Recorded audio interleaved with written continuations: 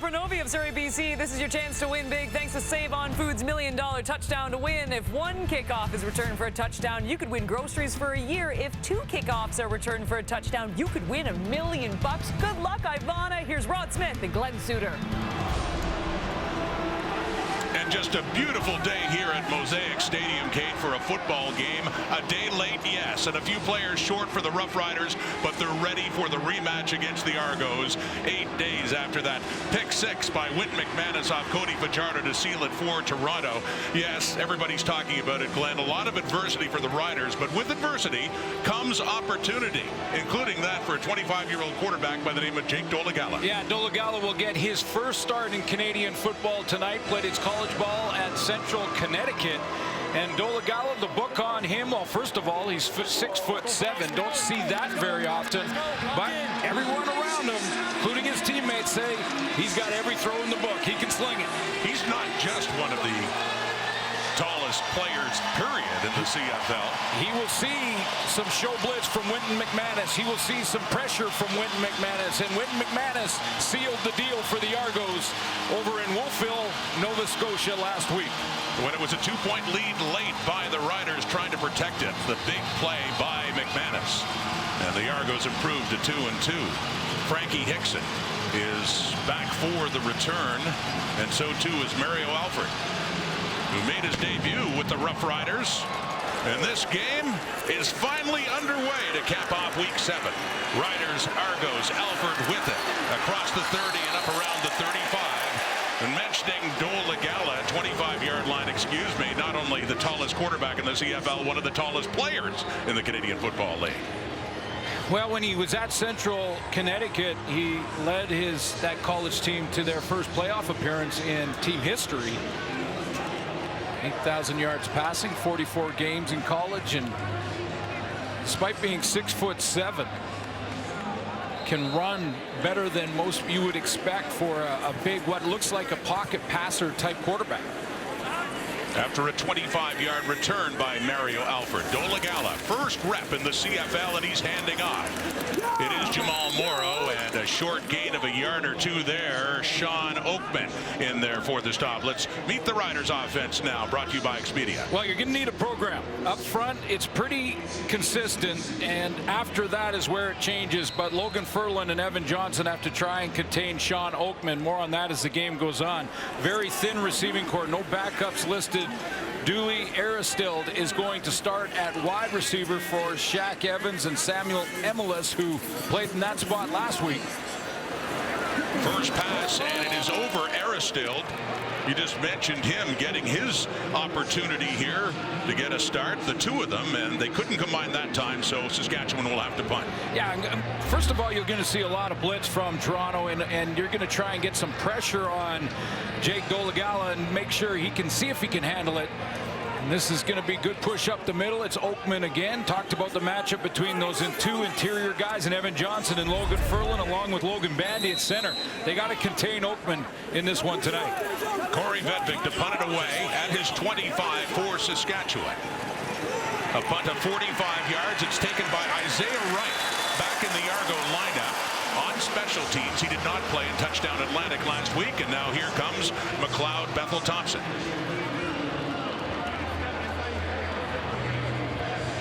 Won that first game against Montreal by a point, and then the last against Saskatchewan, throwing for over 1,000 yards, 5 touchdowns, 5 interceptions in the 2-2 record for McLeod Bethel Thompson in hostile territory tonight.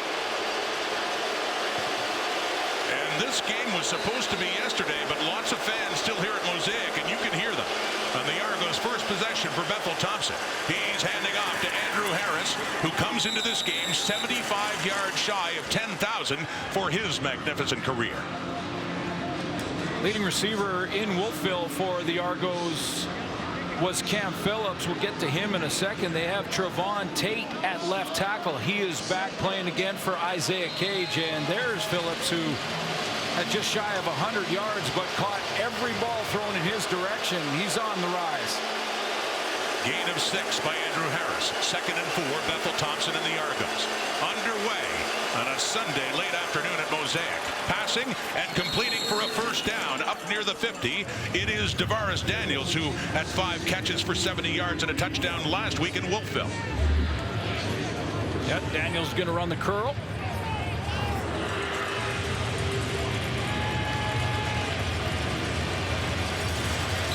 Right at the hash mark for a new set of downs. Gain of 9 yards, Daniels. First down and 10, approaching midfield. The Argos at their 49. Back to Harris. Had 6 the last time. At least 6, 7 more that time. Ball comes out. Riders have it. And they do blow it dead. They'd said Harris was down. It's Miles Brown picking it up.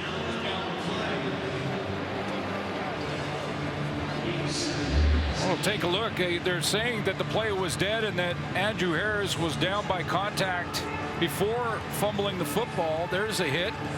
Still has possession. Hand down. When the elbow hit the turf, the ball popped out. Correct call by the official. Harris down by contact. So a gain of 8. 14 so far and 2 carries for Andrew Harris. And a 2nd and short. Harris again. They did a very good job up front on Harris last week in Touchdown Atlantic, limiting him to only 39 yards on 15 carries. Did, but more changes. I mean, you're going to need a program to look at the Saskatchewan lineups, but boy, if they can get Andrew Harris going. So it's Bethel Thompson.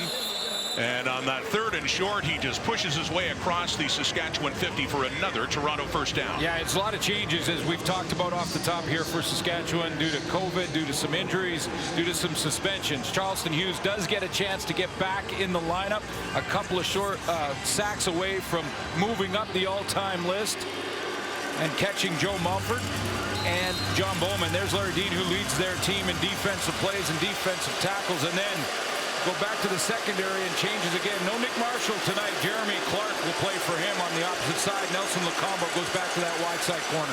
Another first down. Toronto on a play action fake. And swinging it off to Harris, and not much doing. Right around the line of scrimmage. Saskatchewan had that well read.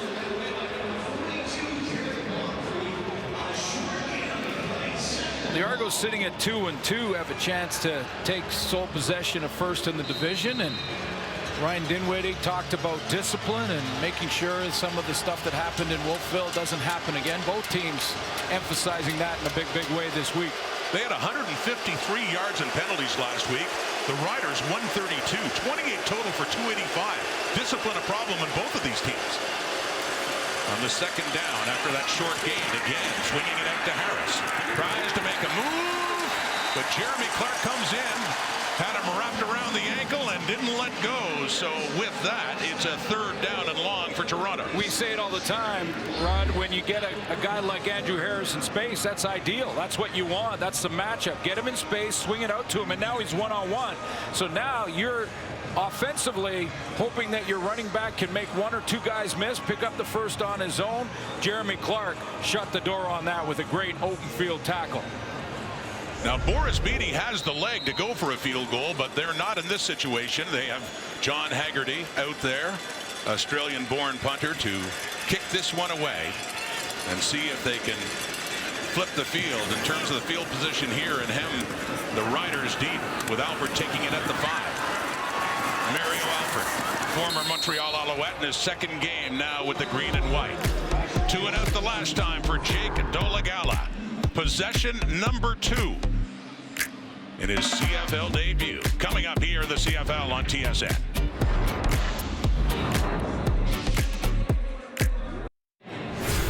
A look at the road Jake Dolagala, took to get to this point with the Saskatchewan Roughriders at a Central Connecticut State University. You see the numbers there, and did have a look from especially the Cincinnati Bengals in 2019. Yeah, he came out of high school and had an issue with his shoulder, and when that happened, his stock dropped when it came to finding a big school, a Division I school, because he had a Division I style arm. Little play fake from the 6. First down. It's high, and it is caught. The first CFL reception for, oh, they say dropped it now. It was going to be for Dooley Aristilled, who went up for that one. Both he and Dolegala making their CFL debuts. Yeah, he goes up and tries to sort of tip it to himself. That's 2 throws to that side of the field for Dolegala that have been high. The first one right over Aristilled, and this one, he gets his hands on it, but you see it slip through and bounce off the turf. 2nd and 10 now, and that incompletion from his end zone. There. Oh, and in behind the intended receiver there, Kean Schaefer-Baker. So 2nd straight 2-0 to start this game for Saskatchewan and Dolegala. Yeah, a little nerves here, I think, for Jake Dolegala. There's no question he's going to be nervous for this start. Didn't have a lot of reps in the work week, and the accuracy just not quite there. A couple throws in that one throw in that first series, and then the first of this series a little high, and that one just behind the intended target. But you did see the arm strength on that big route that he threw right there. Just got to settle down a little bit. Yeah, about 10 yards deep from his end zone. The Argos, Isaiah Wright, around midfield. They have a good spot to start this next drive at Wright. Well, Vedvik chases him back inside the 50, a 57-yard punt. And a good tackle on special teams there by Justin Rice on Isaiah Wright. Andrew Harris getting closer to 10,000. The Argos have the ball. 0-0 early here in Mosaic.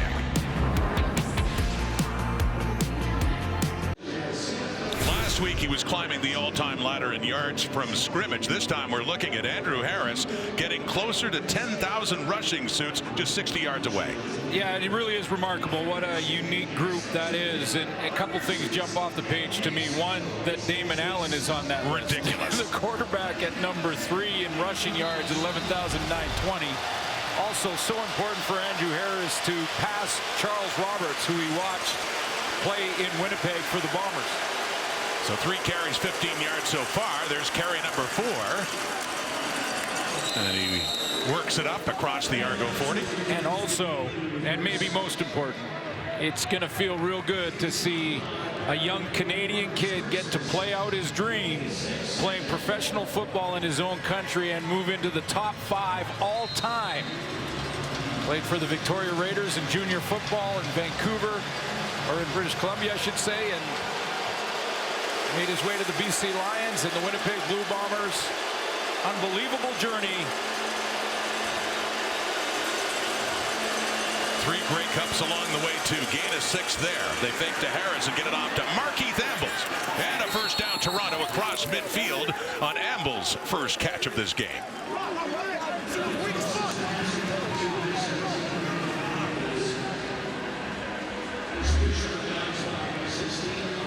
Ambles is the trailer here. He's coming across in motion. See him slide out to the flat, catches that easy high percentage throw from McLeod Bethel-Thompson, and then because his teammates have run off the secondary, he's got room to go.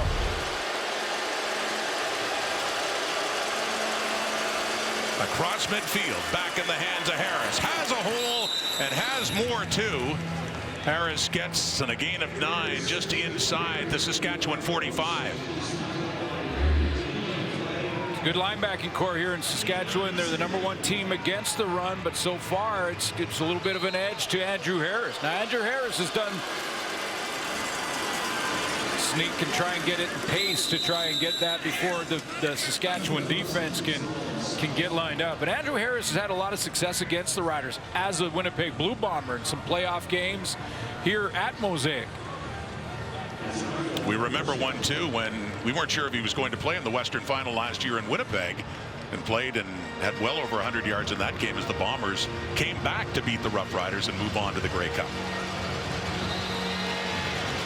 We talked to him last week about the sight of green and white. He got used to that rivalry and condition growing up in Winnipeg, playing for Winnipeg, and even now with the double blue, the sight of a Saskatchewan uniform certainly fires him up. From the Rider 43, faking to Harris, off to Curly Gittins. His first catch, and it's a good run after the catch to get it down to the Saskatchewan 25 and a first down Toronto and a gain of 18. Curly Gittins continues to lead the Argos. Again, another Canadian doing well out of Wilfrid Laurier. He's got #1 in yards, catches, yards after the catch, tied in touchdowns. Good acceleration off that little wide receiver screen. Leading receiver for Toronto coming in with 17 catches, 204, and just adding to that total there, down to the 25. Drive continues Toronto. Harris, nothing doing that time. He is stuffed. Keon Adams was there to meet him and prevent any gain at all. No Pete Robertson, no Garrett Marino. He's serving his suspension. DeMarcus Christmas moves inside, and so does Anthony Lanier. They will rotate Miles Brown into the defensive line as well. First down stop.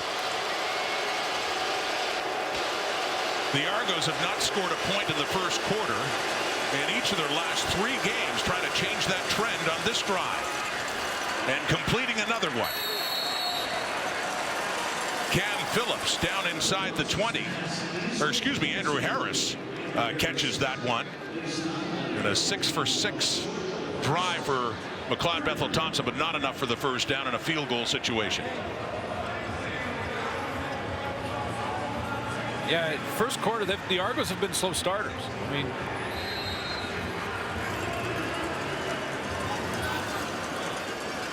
difficulties punching it in the first quarter.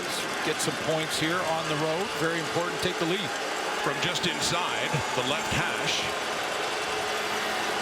And a 26-yard try for Boris Beatty, put down by John Haggerty, and perfectly up and through. So they do break that trend that had been haunting them over the last 3 games. 3-0 Toronto. Dolegala coming back on. We know so little about Jake Dolegala as he makes his debut. With more on him, let's head down to field level and say hello to the newest member of the CFL on TSN team, Britt Dort. Welcome, Britt. Well, thanks for the welcome. There was a point this week where I wasn't sure if I was going to be filling in at quarterback or filling in as a sideline reporter. But let's talk about Jake Dolegala. Head coach Craig Dickinson said his favorite thing about him was that this guy can throw a ball. And that's also what his receivers echoed. Kean Schaefer-Baker said this guy can sling a ball. So when we talked to Dolegala, we said, hey, who's your favorite quarterback of all time? He said none other than Tom Brady. But he did note that's bittersweet because he's a Buffalo kid. And we know that Tom Brady has a very impressive 32-3 record as a starter for the Patriots when playing the Bills. And when I asked him his favorite thing about Tom Brady, he said, well, he's always the smartest guy on the field. So I try to model myself after that. So I think it says a lot for a kid as a Bills fan to say, hey, Tom Brady's my favorite quarterback of all time. Guys? Great story, Brett. It's almost sacrilege for a kid from Western New York to pick Brady, although I do understand it, but he's got to like the Bills as his team, I guess, growing up. Well, and you know, when he's got to, this is going to be a crash course for him. He's going to see a lot of different looks. Defensively, the Argos will try to throw a lot at him. I mean, they're going to throw some blitz, and then right when he feels like he's getting a handle on the blitz looks defensively, they'll show blitz, drop out of there, and try to pick him off. So he's got to learn on the fly here and hope that a good, solid running game and guys up front can get the push and give him the time he needs. On a 2nd and 8 after that 2-yard gain, and he's throwing and completing. There it is. First CFL completion for Dolegala. It's taken there by Tevin Jones, and a first down, Saskatchewan. I heard Craig Dickinson talk about his demeanor, talked about the fact it doesn't look like much really distracts him or takes him off his game when he's watched him in practice and in the preseason. He played in the preseason, had a good completion percentage through a couple of interceptions in the preseason, but there's his first completion, good solid throw, brought that down a little bit to Jones.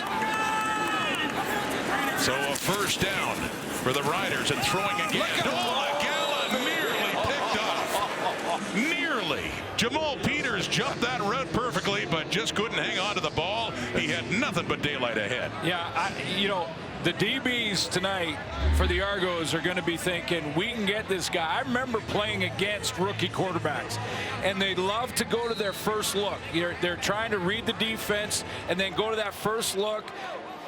Sometimes stare down a receiver, and Jamal Peters did everything but catch it.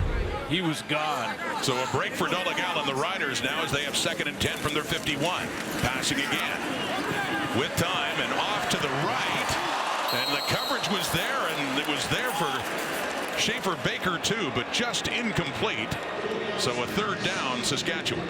Now, I know the hash marks have moved in a little bit, but that is a long throw on a deep out. That's another example of Dolegala's arm strength. He just takes that 3-4 step drop back and he slings a long deep out here that should have been caught. Dooley Aristill had a good training camp. He caught everything in his wheelhouse and let that one get through. Maybe some nerves too. Tavares McFadden in the coverage for Toronto. So Vedvik to punt again. Right from around the Saskatchewan 40. Isaiah Wright lets it bounce, and it heads out of bounds. Toronto ball. And a Toronto lead too. Last time Bethel Thompson drove them down for a field goal. They've got the ball again. A sample of McLeod Bethel Thompson's work at Touchdown Atlantic last week when he went 26 for 37, 276, and a couple of touchdown passes. Yeah, he got it going out there, and a couple of deep balls, a couple of plays over 30 yards for McLeod Bethel Thompson. This was one of them. One guy he hasn't got going though is Brandon Banks. Get him going, and this receiving core looks real dangerous. So here they go again from their 21, Andrew Harris. And bangs his way after first contact to pick up about 3 or 4 more, getting it up across the 25. Well, we talked about Curly Gittins leading the team. Cam Phillips had the big game at Wolfville, and when you look at their targets compared to their catches, now sometimes it's out of their control with a ball that's overthrown and things like that, but it's a good way to see like who is being the most productive. Cam Phillips overall has been and was last week 6 for 6. Brandon Banks last in that group. Now you consider those numbers and then get Brandon Banks going up around 80%. And McLeod Bethel Thompson's got a lot of great targets. 6 more yards for Andrew Harris. Second down. Throwing intercepted. Darnell Sankey with the first turnover of this game. And he has the Riders in business inside the Toronto 25.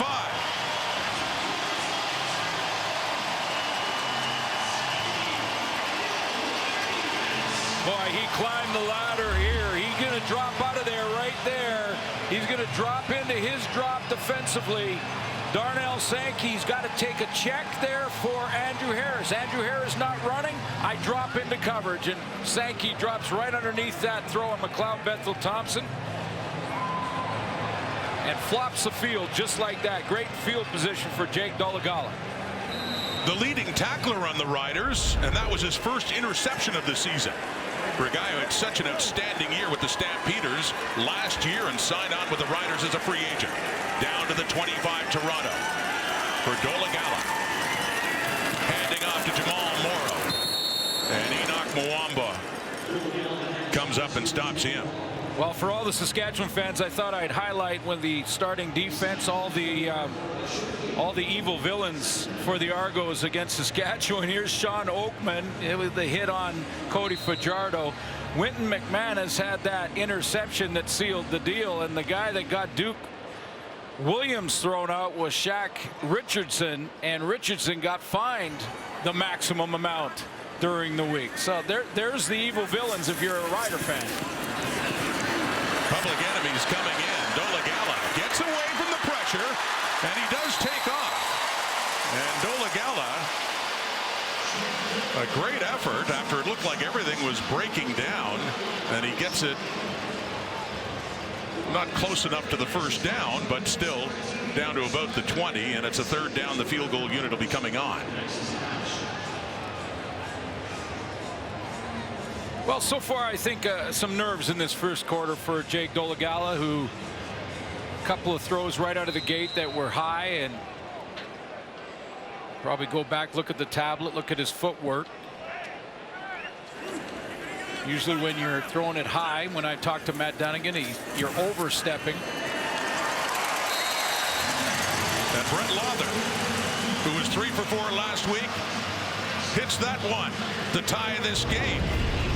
Quarter time at Mosaic. And the Riders end that first 15 by tying the score after the Sankey pick. 15 minutes in the books, all even.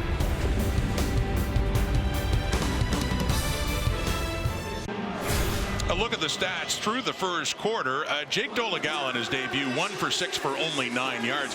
One thing we really didn't establish yet is why he is getting the start with the backup Mason Fine still number 2 on the depth and Cody Fajardo not playing. Yeah, Cody Fajardo's pretty banged up, and he got hit again on that knee in Wolfville last week, so he was probably going to rest anyway, and Mason Fines was going to start the game, but they had a COVID situation that they had to deal with. Cody Fajardo had it. Mason Fines had it.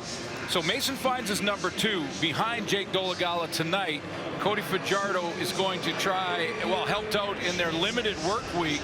So that's why Dolegala is playing, and he's just got to settle down now and work with Mason Fines there on the sideline. But Fines is available to go on and play if Craig Dickinson thinks they need to change it up. This didn't have the practice reps. A very difficult week, challenging one for the Riders. Argo ball to start the second quarter. Andrew Harris again. Larry Dean comes in. Limits the gain to about 3 yards. So we'll see how Jake Dolegala plays, and right now there's a great opportunity for the Argos to try and jump on this team. That was just one completion in the first quarter for Dolegala. And Mason Fine is ready to go. Although, again, limited reps coming off the illness. And he hasn't had a lot of playing time. Got in action in Montreal back in week 3. They set up a draw for Harris. He's got lots of room. And a blocker ahead. And Trevon Tate, Andrew Harris, a gain of 12 up to midfield and another first down for the Argos. Really well blocked up front this play. Philip Blake gets a kick-out block. He's up front at that guard position. Watch that kick-out block. The timing excellent on this draw. Saskatchewan getting into pass rush mode up front on their defensive line, and Andrew Harris just hits the hole on time after that block. Up to 52 yards on the ground is Andrew Harris. 23 yards away from 10,000. And he's whittling down at that number with another 8 yards. That's why he's so tough to tackle. I mean, Larry Dean, one of the great tackling linebackers on the run game in the CFL. He thought, I mean, he's a thick guy. He's a thick running back. Larry Dean thought, I'm going to just run up there and throw myself at him. And Andrew turns sideways, times that spin just right, and gets another 4 or 5. You can't just get one sort of game plan against Andrew Harris. 60 on the day, 15 from history for him in 10,000. And maybe 1 or 2 there in that pursuit. But it was the first down he was looking for, and getting it inside the 45 does indeed give Toronto another first down, responding after the interception by Sankey to set up the Riders' points in this game. Left tackle Trevon Tate in for Isaiah Cage, who finally came back and made his season debut last week and got injured again. Tate had started the season at left tackle, and he is slow to get up.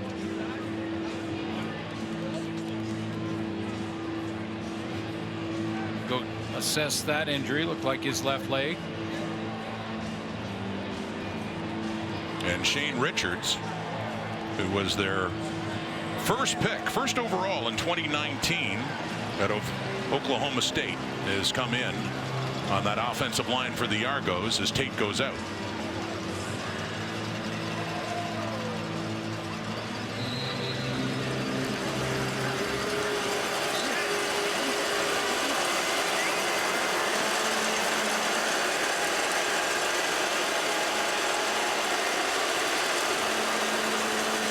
Faking the handoff to Harris, throwing on the run to the right and completing it to Gittens.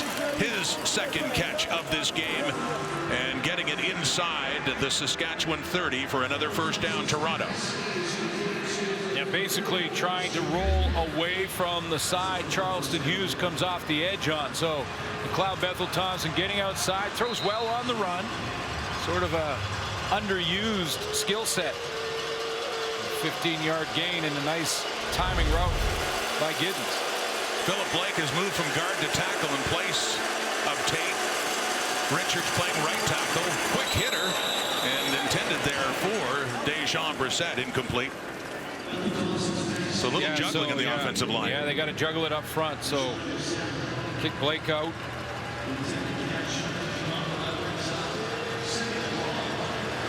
Gregor McKellar, big moment for him last week when he played at St. FX from Nova Scotia and got to play in Touchdown Atlantic very briefly, but just being there with the team. And there's Richards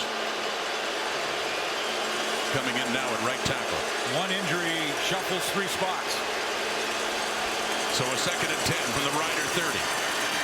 Bethel Thompson off to his left, wide open is Gittins, and looks like he has another Toronto first down just inside the 20. Playing with great confidence. Curly Gittins out there just sitting in a zone look against the Saskatchewan secondary. He just sits out there and waits, and he's not the primary target. Bethel Thompson wants to go deeper, but he knows that if he gets in trouble, he's got some space because the receivers have pulled the coverage deep. He's that check down to the wide side of the field. 3rd catch for Gittins. Here comes Toronto. Andrew Harris breaks through, trying to steamroll his way down to the 10 with lots of riders on top of him. I'll tell you what, the Argos are right now committed to first down runs to Andrew Harris.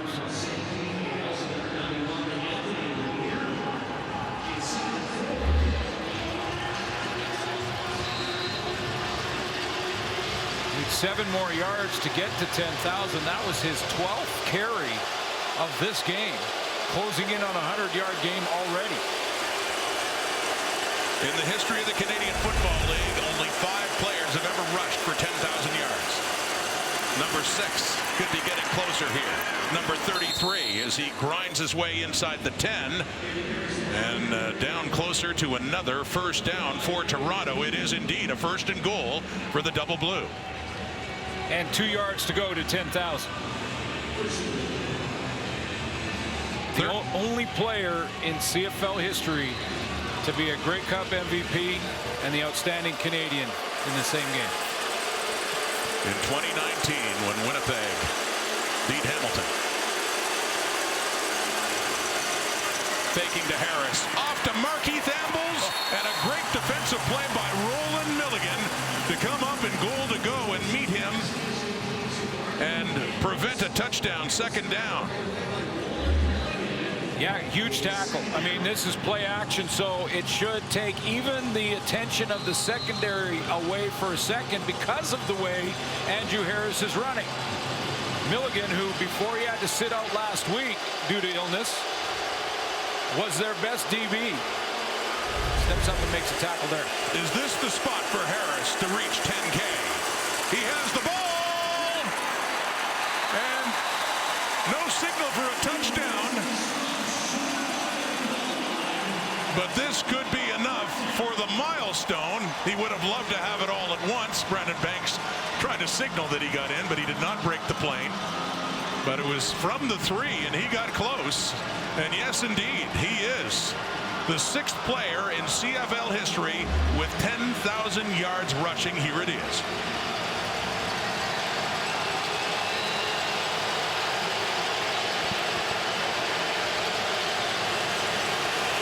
Congratulations, Andrew Harris.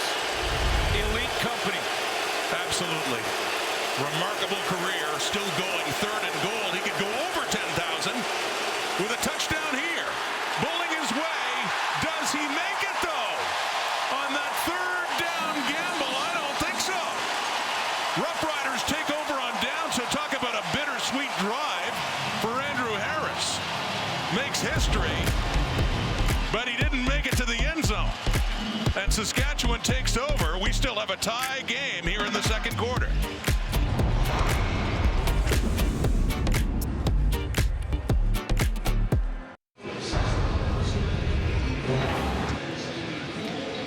The team that doesn't care about the milestone in the 10,000 yards is the Saskatchewan Roughriders on 3rd down in their own goal line, and they deny the opportunity for the Argos to score. They're going to call it a fumble because it was pulled from his hands, Andrew Harris's hands, before he was down by contact, and the Riders will take over on their 5-yard line.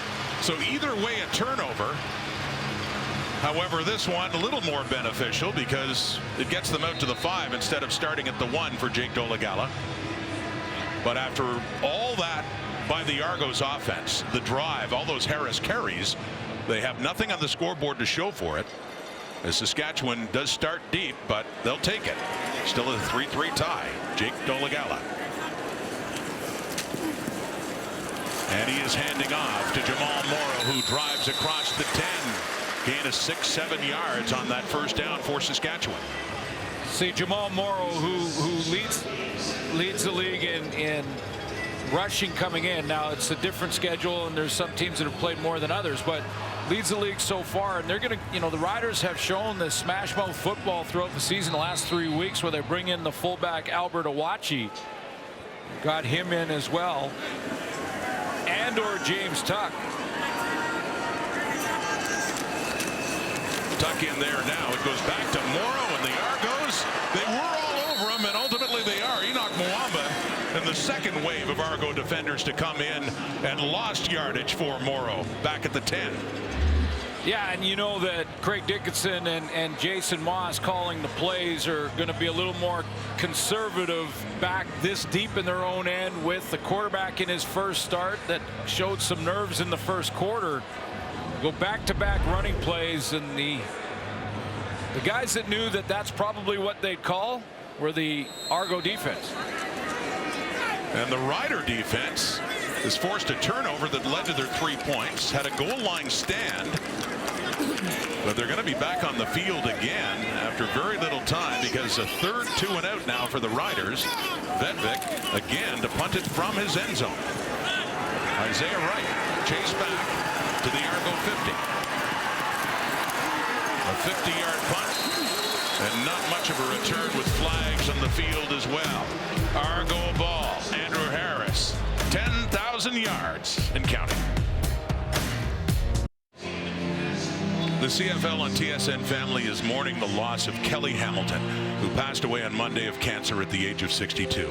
Kelly was a former Ticat, the Regina native, best known for his commitment to minor football here in his hometown. Kelly played a key role in our TSN CFL production and was a fixture on our Grey Cup team. Always upbeat and positive, he made everyone around him better. And his smile, wow, so infectious. Kelly is survived by his wife Robin, son Lee, who's also a big part of the CFL and TSN family, and daughter Kennedy. Truly a one of a kind.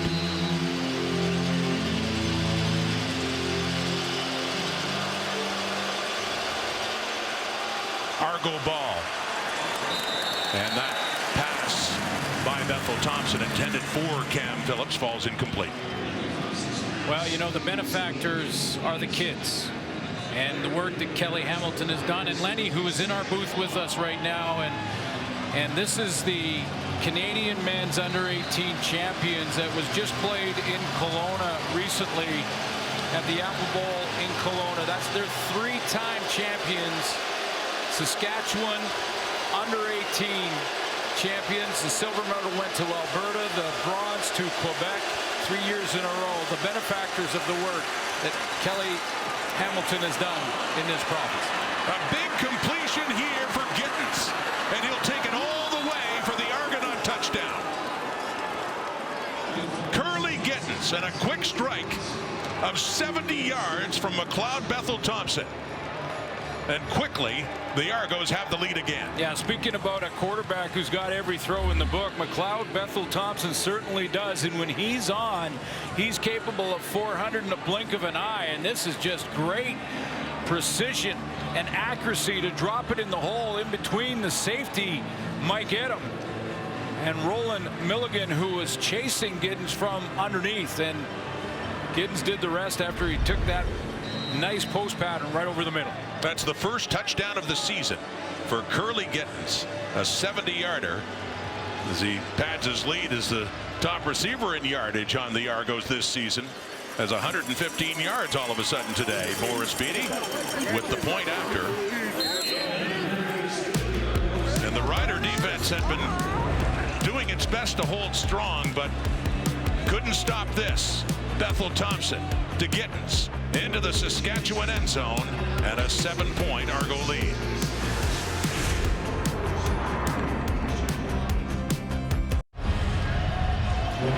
Nice bunch formation here, and Curly Gittins is going to get this post pattern off combination routes with Marquise Ambles involved and Cam Phillips. Nice combination here of this go route, that post route. Now, Marquise Ambles, he drifts a little bit into this area, and that could cause problems down the road. You don't want to get too close and have two receivers that close, but the accuracy on the throw was so good that Gittins took it in stride and took it to the house. Boris Beatty on the kickoff, and Mario Alford concedes the single point, taking that in his end zone. So Curly Gittins Jr., a Wilfrid Laurier in his third year, drafted in the 3rd round in 2019, has the touchdown that has Toronto up 7. Yeah, and I've talked about, watching him play this year and seeing just a huge step in confidence, but this is a good example of his just straight downfield speed. I mean, he outruns some angles here to take the ball the remainder of the way after he caught it. And, you see him do some nice route running and playing with great confidence, but there's an example of top-end speed. They add a point on the single on the kickoff, so now 11-3 Toronto. Dolegala off to Frankie Hickson, who went back and lost his footing after that catch. And Chris Edwards finishes it off, but it would have been better off for him to drop it, assuming he was taking it not in behind the line of scrimmage or in behind the throw, but just lost his footing. Yeah, he just tried to get outside so quickly that he lost his footing, stumbled a little bit, and causes a big loss in 2nd and long for Jason Moss's crew. So back at the 31 after that loss of 9 yards. Dolegala, 2nd and long with time over the middle, and a nice catch, beautifully done by Tevin Jones, who hauls it in. Not enough for a first down, but they got a lot of it back. It will be 3rd down, and Saskatchewan will have to kick it away. Yeah, but important for the confidence of Jake Dolegala, because he needs to get a couple of these and string them together. Now, they're going to have to kick it here, but that was in traffic. There's 4 defenders around Jones, and he comes down with it. It's a balancing act for Jason Moss. I mean, how cautious are you with a young quarterback who doesn't have probably all the playbook? But you got to at some point let them get back there and sling it, especially because they're down on the scoreboard. On the punt, Isaiah Wright, 25, and he's ridden out of bounds. Justin Rice, one of the newcomers to the Rider lineup, in there. Week 7 finishing today, and we keep rolling into Week 8. Thursday Night Football, presented by 7-Eleven. The showdown between the Alouettes and the Tiger Cats, as the Argos are hoping to pull ahead in first place in the East, but a big one between those two, and Kahari Jones now coaching with Hamilton against his old team. So that'll get it started the rest of the way. Lions Riders here, Bombers Stampeders, it's a big one Saturday, and the Red Blacks and the Argos as well. How about those Blue Bombers? 7-0. Met Calgary a couple of weeks ago in a terrific game.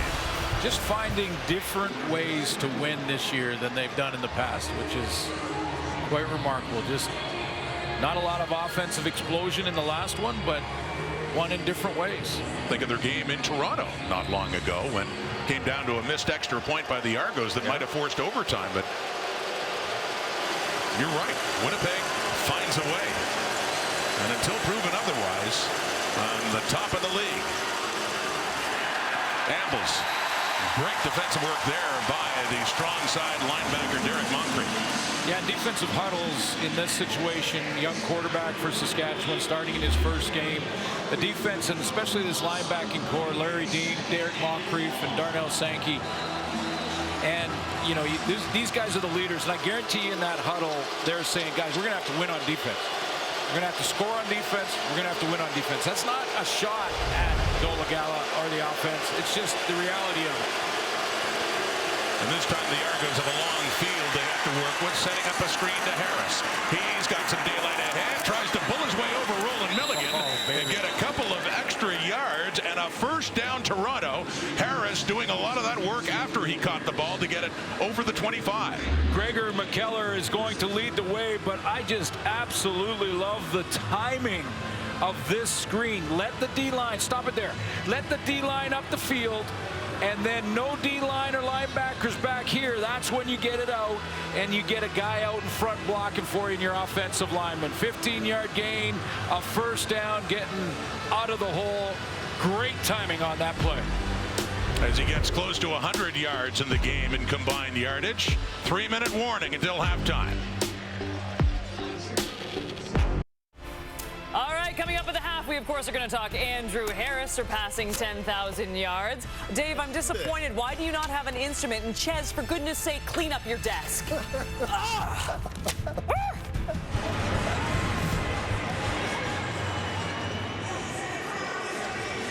Ches is normally pretty neat and tidy. Brings a lot of stuff to the set, but yeah, they got to get their act cleaned up and ready to go. Kate and the panel coming up at halftime, 3 minutes away. Argo lead by 8. Argo football 2 after a good gain by Andrew Harris off that screen. Quickly off to the right. Tavares Daniels breaks a tackle. And he pushes his way up near midfield for another Toronto first down. Yeah, Derek Moncrief is in coverage here, and Moncrief is tied for the team lead in interceptions at the linebacker spot. So Moncrief gets a little bit greedy here to try and cut underneath and go for that pick rather than stick with his man on the upfield shoulder and make the tackle at worst. But when you cut underneath like that to try and go for the interception, he's made a few, but you miss, and it's a big game. 28 yards up to the 54. Toronto trying to add to their lead before halftime. Plenty of time. But not for Bethel Thompson, who is sacked by Charleston Hughes, and the ball comes out. And the Roughriders do have it. He came out of a cannon. This is vintage Charleston Hughes. This is the guy that we've seen for 14 years just come out of his two-point stance to the right of your screen. He comes out of his two-point stance, looks like he's offside. It's how many times have we watched 39 come off that edge and we thought, well, he must have been offside. I mean, he was so quick ahead of the play and ahead of the tackle, in this case Allen. He went around that corner in a blink of an eye.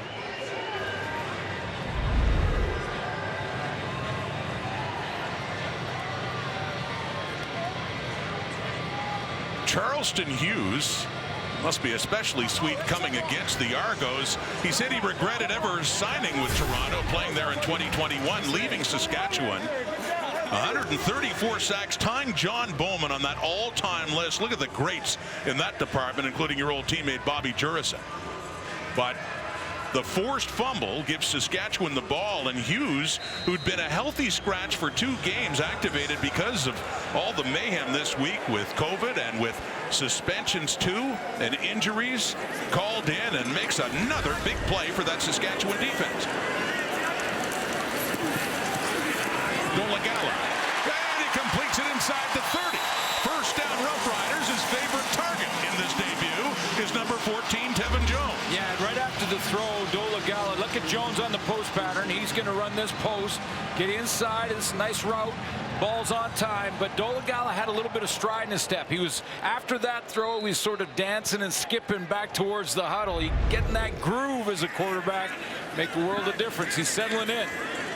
Can he find that groove before halftime? We got movement on the Argo D-line and fingers pointing Toronto's way.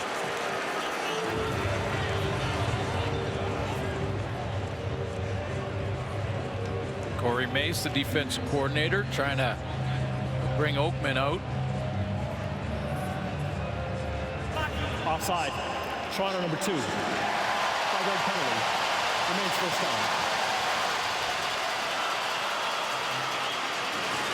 Doing a nice job in his first year as the DC, and chance to try and get the head of a young quarterback spinning a little bit. What are we doing? We're showing something over here. We're doing something different over there. See if you can get him to think, and if he thinks, he holds the ball an extra second. So Oakman goes out. In at his spot at tackle is Sam Achapong for Toronto. Jake Dolagala. Riders have something going on here after another turnover. In the hands of Morrow, inside the 20, down to about the 17. And close to another first down for Saskatchewan. It is indeed enough to move the sticks. Get fullback in there, get a lead blocker for the run game. Jump cut to the outside, and Jagarrett Davis from his defensive line spot. Great hustle to catch him from behind. 1st and 10 from the Argo 17. Dolagala, and he let Morrow a bit too much as that one falls incomplete. 2nd down. Yeah, you know, it slipped out of his hand. I think it just he's got that smile.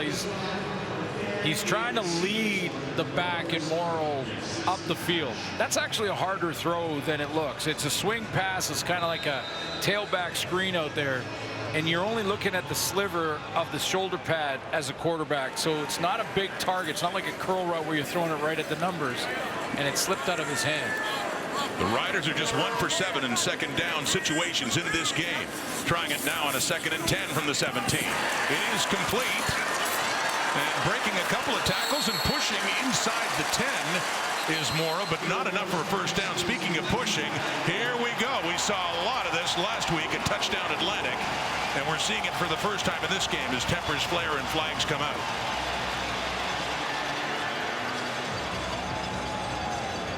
Officials right on it to throw the flags immediately, and look at Chris Edwards, one of the veterans in there, trying to tell his teammates none of that stuff. They've talked about it all week, and Ryan Dinwiddie will make sure he gets that communicated. Talking to Dwayne Hendricks, who is off in the Argo sideline now. We have 2 misconduct fouls on the play. It's Toronto number 99, Saskatchewan number 63.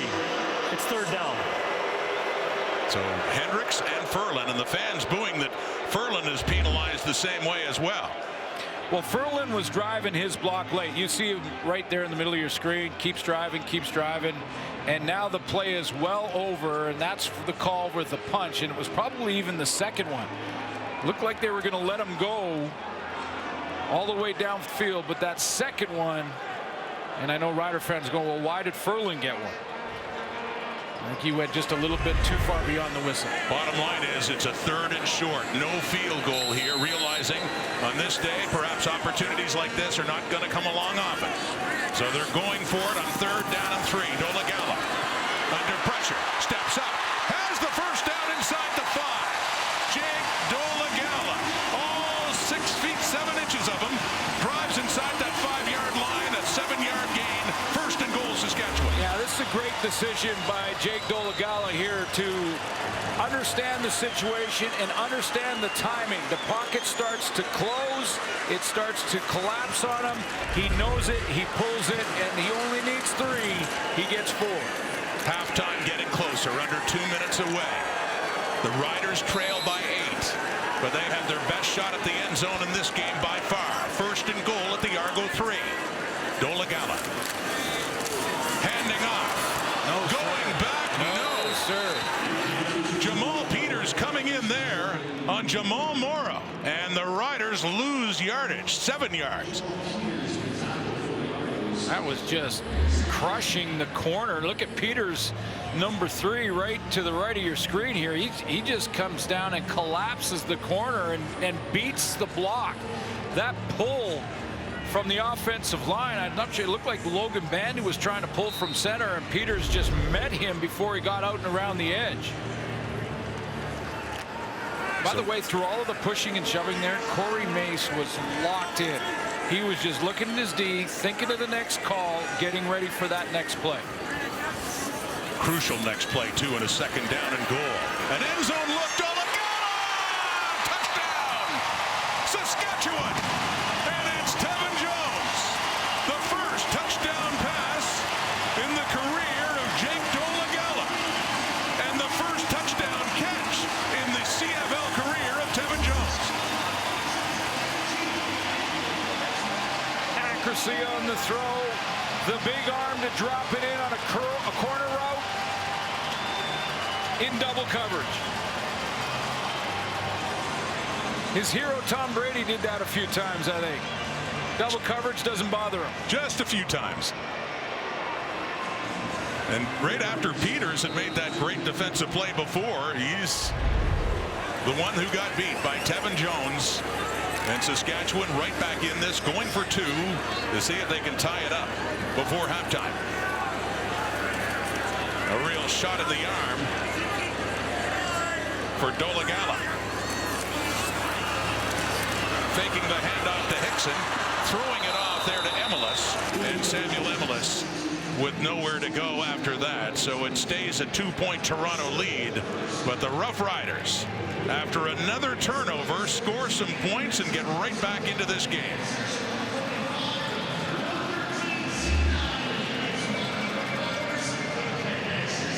Dolagala. Well, that takes the pressure off. Some butterflies, I'm sure, in the first 3 or 4 throws, but that'll take the pressure off after your first touchdown throw in the Canadian Football League. Here's a 2-point convert, well played from the secondary and linebacking core. McFadden comes up with a big tackle, but we got a 2-point game at halftime. Unless the Argos can put together a drive here.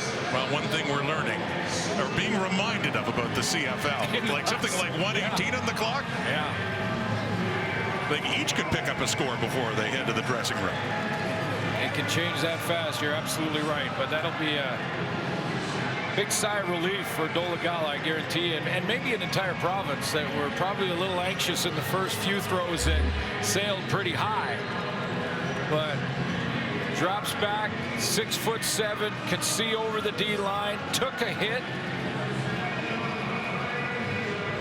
There it is. It is the second time a quarterback has made his first CFL start this season. Trey Ford of Edmonton was the other in Hamilton. Isaiah Wright on the return, and now this Rider team fired up with 1:12 to go, and see if that defense can make another impression. They have certainly had some big plays that have helped out that Saskatchewan offense so far in this game.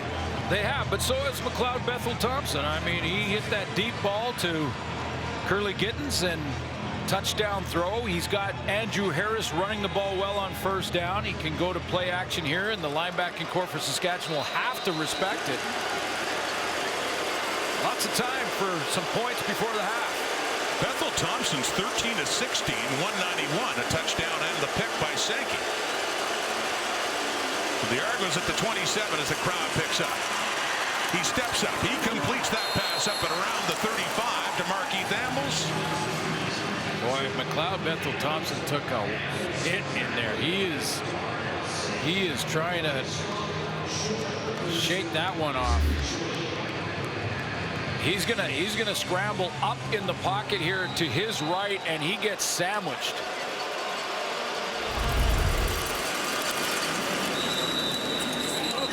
Well, it's DeMarcus Christmas and Charleston Hughes, who ties John Bowman in this first half.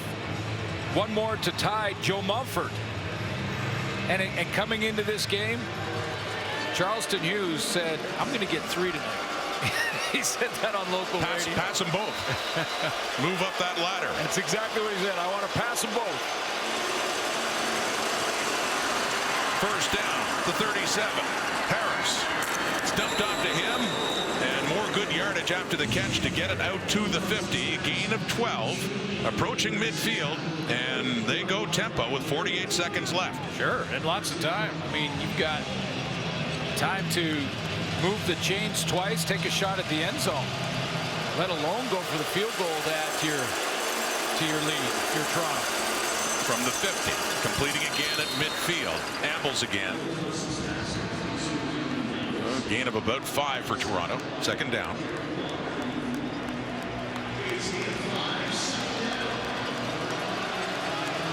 "39 seconds. As you start to think about Boris Beattie, longest this year of 52, but he's hit longer than that in his career, in the high 50s. Harris trying to get it closer, gets about a yard on that play. 26 seconds to go, and it is third down.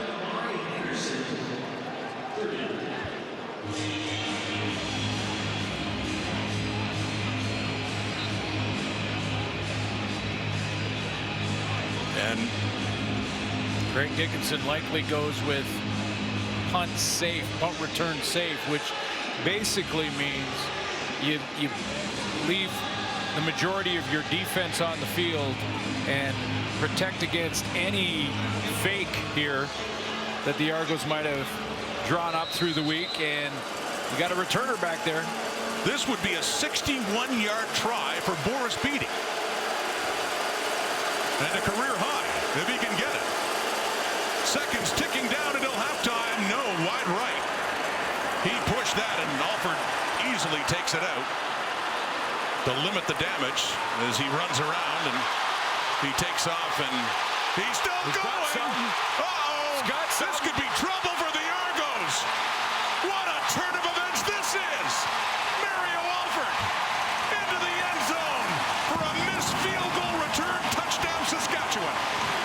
Wow. Anything can happen in the final 3 minutes of a half or a game in the Canadian Football League. Wow. And no, there are no flags on the field. It looked like Mario Alford was going to concede. He was going to get out and give up. Basically give himself up. End of the half. Everybody goes in and regroups. And then he starts to get into second, third gear. And then this cut stays in bounds right down that sideline, and then long strides it all the way to the end zone. He had 3 punt return touchdowns with the Montreal Alouettes, bursting on the scene in 2019 with the Owls. And this, after Montreal let him go off to Saskatchewan, he does this, and a big moment for the Riders right at the end of the first half. A 61-yard field goal try goes wide. Alford takes it out. Looks like they're going to have him along that near sideline, and he returns it 113 yards for the touchdown.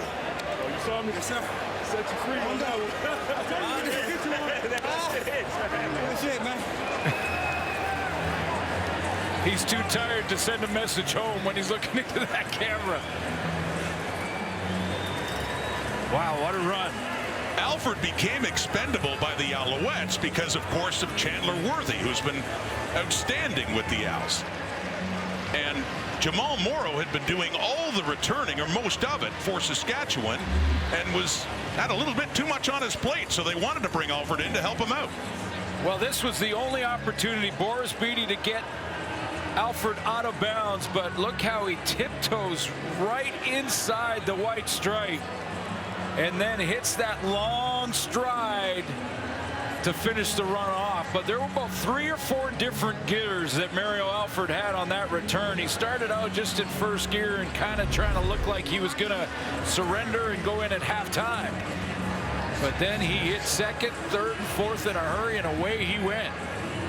That was the 6th kick return if you combine punts, kickoffs, the Worthy 2, and then this missed field goal for the touch on the 6th of the CFL this season.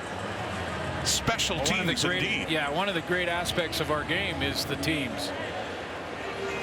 Every field goal is live, and there's always a debate about that single point, and if you give up a single, you're celebrating failure, and the single point is in place for plays just like that, because you have to return it, get it out of the end zone, or you give up a point, and then big plays like that can happen. And how much do teams think about going for that long field goal, knowing if it's no good, it's that much harder in the coverage units to get down there and make the tackle? Exactly. And in fact, every team will have a long field goal team and a short field goal team.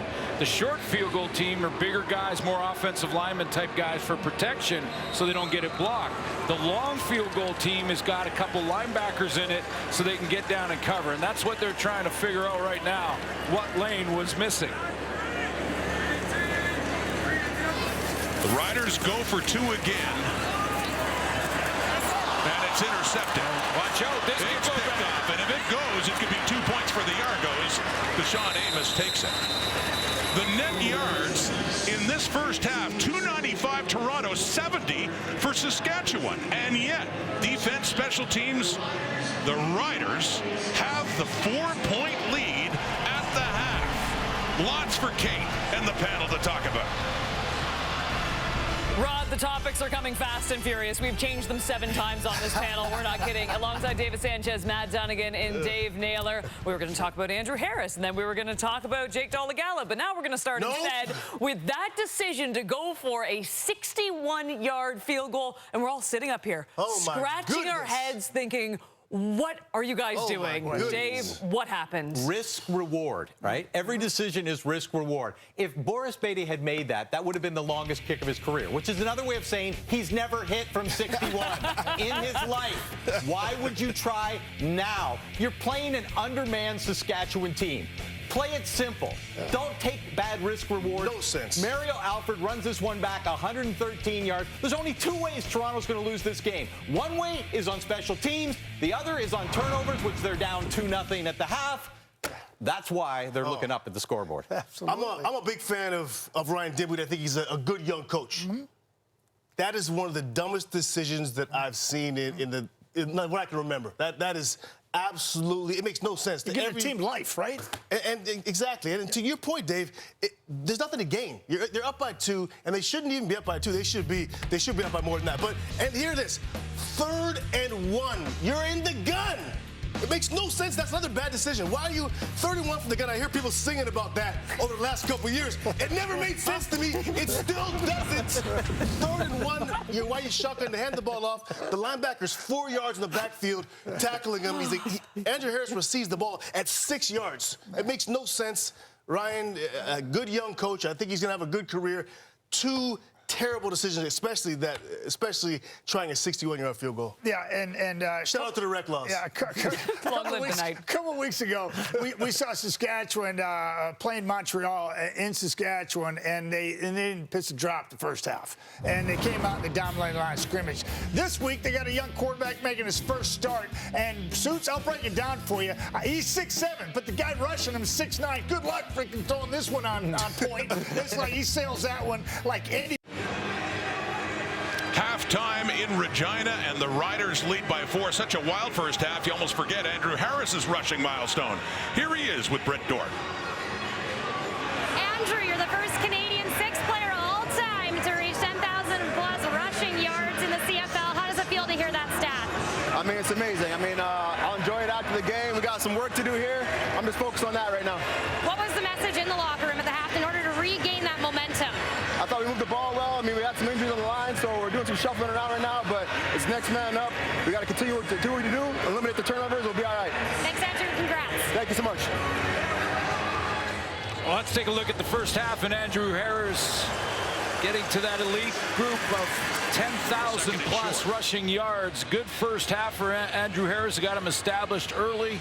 Double figures in running plays from Ryan Dinwiddie's offense. And I want to make one real quick correction, because I often say Vancouver Island, I just call it Victoria. Victoria is the capital. Vancouver Island Raiders play in Nanaimo, and I just want to make that correction. That's where Andrew started his football journey, with in Nanaimo. Well, wherever it was. Raiders, yeah. On Vancouver Island, it started well, didn't it? Yeah, I often call the whole island Victoria.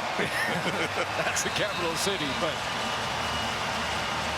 been over there a few times. That's kind of like stomping ground. But we're going to say you're getting close to home now, aren't you? Well, I love that he comes from a junior program. I mean, it's not even, we see the kids come up from college and all of that, but great Canadian career. Isaiah Wright on the return to start the second half, with Tevin Jones in there.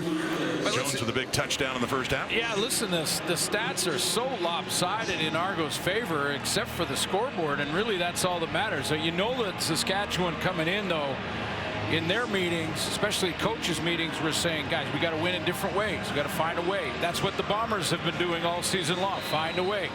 Containing Andrew Harris in the second half for Craig Dickinson is going to be crucial. Not letting them have that success on first down. 9 points off turnovers for the Riders, and the missed field goal return for the touchdown. That's their 15 and the lead. But the Argonaut offense has been the better of the two in this game, and it starts right with that quick pass to Tavares Daniels and a first down over midfield. going to be a quick slant, and it's off that fake pitch to Andrew Harris. That should pull a linebacker there, and a little hole to throw it in. See Darnell Sankey trying to recover. Opening possession of the second half. The Argos probably stunned in the dressing room at halftime. They're trailing this by 4. Back in the hands of Harris, grinding his way north of 10,000 yards for his career as he works it down with 8 more yards to set up a second and short. That's what I mean about trying to get a game plan for the former Vancouver Island Raider, as he can make himself small. And you think about Andrew Harris at 5'10", basically 220. Harris again, first There's down the and power. more. There's the power. And a flag comes out just as Harris had crossed and gone inside the 40 for what would be a first down, but no, a holding call coming up here against the Argos. Like what David Sanchez said at halftime. 67. 10-yard penalty. Still second down. Gregor McKellar getting called there, but David Sanchez said at halftime about his athleticism. That's something that, you know, really haven't talked about in a long time, because he has become this multi-dimensional tailback where he's got the power, he's got that spin move ability, he's got the great stiff arm as one of his most one of the moves he leans on more than anything. But a great athlete, just a great pure athlete. Think about how many tailbacks that you've seen. Offside. Saskatchewan number 39. 5-yard penalty. Remains second down. Even the greatest ones, like we see on the list of top 6 that he is now in, over 10,000 yards rushing. Not many of them that can get out of the backfield and run corner routes and catch the ball like a receiver does down the field. That's what he did in that Grey Cup. Nice seam route touchdown on a deep ball. 2019 Grey Cup in Calgary. Charleston Hughes offside, so 5 yards closer and just beyond the reach of Cam Phillips, falling incomplete, and a third down for the Argos. Boy, he gave it everything he had to get in there. That ball was thrown in the open area. Now he's got to go and stretch for that baby, and just outside the fingertips. Great effort by Cam Phillips. The last time the Argos were at this point of the field on third down, they went for a 61-yard field goal try, and you know what happened. The return by Alford for the touchdown. They are punting. Haggerty is out, standing at the 48 to get this one away. Shorter, takes a bounce to Alford. Punt at 38 yards, and no big return for number 2 this time around. Jake Dolegala starts the second half deeper in his own zone. He's got his feet wet as a CFL quarterback. See what he does coming up. Jake Dolegala about to start the second half.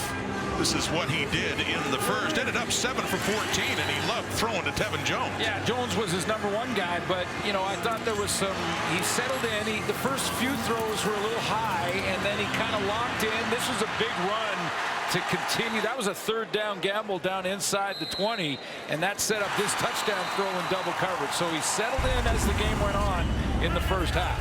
Starting at their 10 in the second half, and completes it off to Jamal Morrow. Tries to tiptoe up the sideline and is taken out there late by Eric Sutton as the flag comes down. Eric Sutton's getting the start for Royce Mechie at free safety for the Argos, and aggressive player from Major foul, unnecessary Texas. roughness. Toronto number 36. 15 yards added to the end. And, you know, in your first start at free safety, you want to do something. But sometimes all you're supposed to do in your assignment is to stay deep and help your halfbacks and short side corner on any deep routes. So you get anxious to do something and make a hit and come up and make a tackle, and he just a little bit late on that. Clearly, Morrow out of bounds. Eric Sutton, who was born in Regina, spent the first 9 months of his life here before moving to Los Angeles. And Morrow on that first down as they really moved up the field after that penalty, and a gain of 7.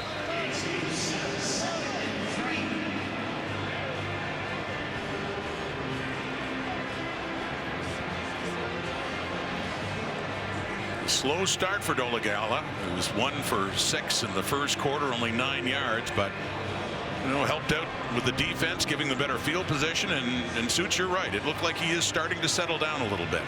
Now does Corey Mace show him some pressure packages and then drop guys underneath some of those hot throws? The 2nd and 3 after the 7-yard gain by Morrow. Third quarter, 4-point Rider lead. Blitz coming, gets it away, nearly intercepted. That's exactly Chris Edwards. What might have been. That's exactly what I was talking about. And Corey Mace is basically saying, well, you know what we do? We're going to make it look like we're covering man, and we're going to make it look like we're going to sneak up on a blitz. Then I'm going to put the brakes on and drop underneath your hot throw. And Chris Edwards, Deshaun Amos. Amos looked like he was sneaking up into the line like he was going to blitz, and then dropped right underneath it. Amos, who had an interception on a 2-point convert try at the end of the first half and nearly had one there. Off the punt. Argos will take the ball, but Wright watches it sail out of it or roll out of bounds inside the 30. Andrew Harris going back to work again with his Argos trailing by 4 here in the third. It was a chippy game between these two teams last week at Touchdown Atlantic. Andrew Harris didn't like that at all. Let's go back to Brett. Yes, that's right. And we know that it got a little chippy toward the end of the second quarter. We talked to Andrew Harris. We said, what are you telling these guys as a veteran on the team and as a leader to try to de-escalate these situations? He said, you know what? If you guys want to be tough, show it between the whistles. Let your pads do the talking. Settle the score on the scoreboard. If we want to be a championship team, a team that's leading the East, cooler heads have to prevail. He did say the toughest part is trying to de-escalate these situations, getting these guys to calm down. He said what he does do is tell them, strap on your helmet, let's focus on the next play. And I would say today, Andrew Harris is showing he has been focused on almost every play in the game. Guys? Absolutely love that leadership and that message. If you want to show that you're tough, do it between the whistles, do it within the rules, and go beat your man. That's how you become a champion, not after the whistle. Great message to his teammates. Argos with the ball, a 1st and 10 from their 29. It's Harris, and nowhere to go. Miles Brown, big number 90, inside, up front, Saskatchewan.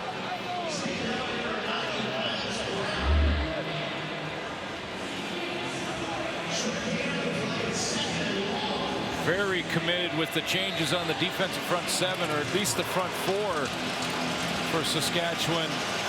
Ryan Dinwiddie's very committed to Andrew Harris on 1st down. That time a big stop by Miles Brown. 2nd and 9. The Argos still down 4. Bethel Thompson, deeper ball off to the left side, and it is out of bounds. The closest receiver was Ambles, incomplete. 3rd down now as Toronto will have to kick it away. Well, they tried to take a shot on a one-on-one, and Jeremy Clark has moved around and played a bunch of different spots in the secondary. He's played halfback, he's played corner on the wide side.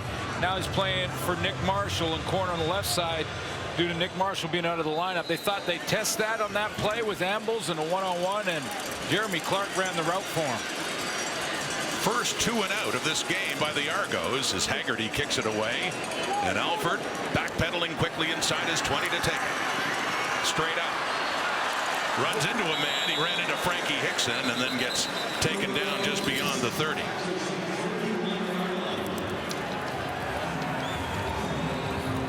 The ultimate race around the country is back. Get into an all-new The Amazing Race Canada, Tuesday at 9/8 Central, only on CTV. Set your PVR for that. A 63-yard punt by John Haggerty to chase the Riders and Alford back, and they will scrimmage now at their 33.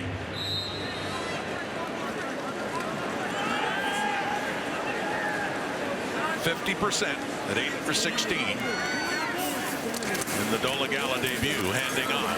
Morrow has a hole and gets it up around the 45. It's picked up by Chris Edwards on the fumble. And Edwards gets it out of bounds. They're in Saskatchewan territory. The Riders had benefited from all the turnovers in this game until this. Morrow. Well, he started the run well with hesitation at the line. Let's make sure. Yeah, punched out right there by Shaq Richardson.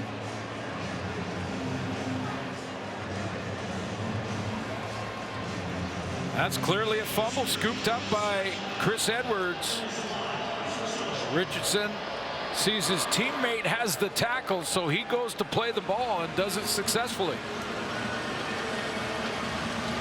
Wint McManus, first contact. Edwards recovers it. Great field position from McLeod. Bethel Thompson. The Riders took advantage of turnovers in the first half. Now the Argos will try. They have a 1st and 10 at the Saskatchewan 35 after the fumble by Morrow, forced by Richardson. Quickly to Gittens, who has a touchdown in this game and has a gain of 6 yards inside the 30.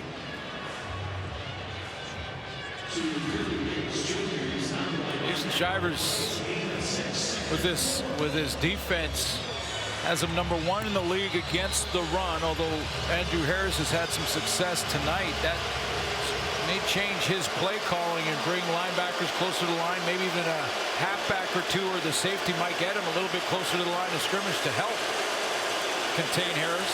Crowd getting louder at Mosaic on a 2nd and 4 Argos. Bethel Thompson, no, intended for ambles. Derek Moncrief is there, and they're in field goal range. A 3rd down coming up, and Boris Beatty to see if they can get it to within a point.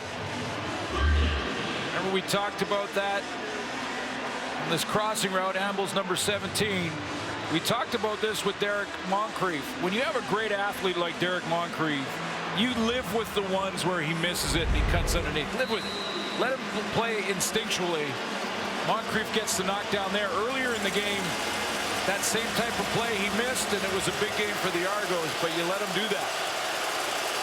This will be a 36-yard try by Boris Beatty, who missed from 61 late in the first half. No problem at all for the veteran from Laval.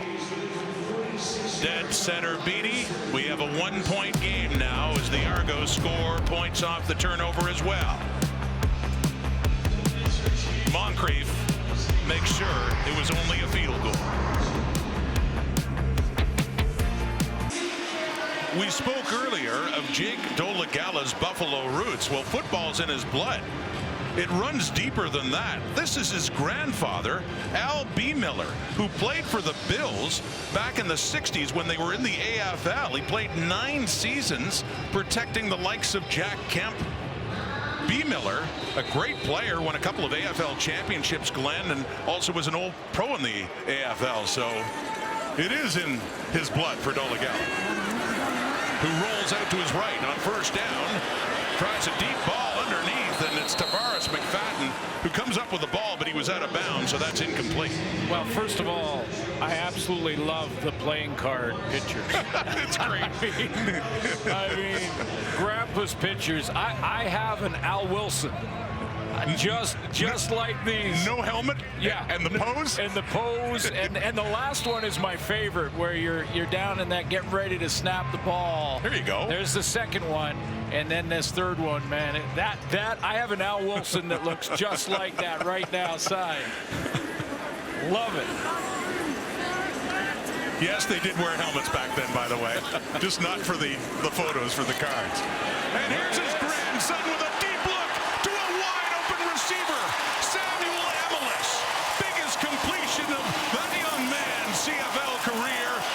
A 1st down after a 51-yard toss to Emelis. Far hash mark.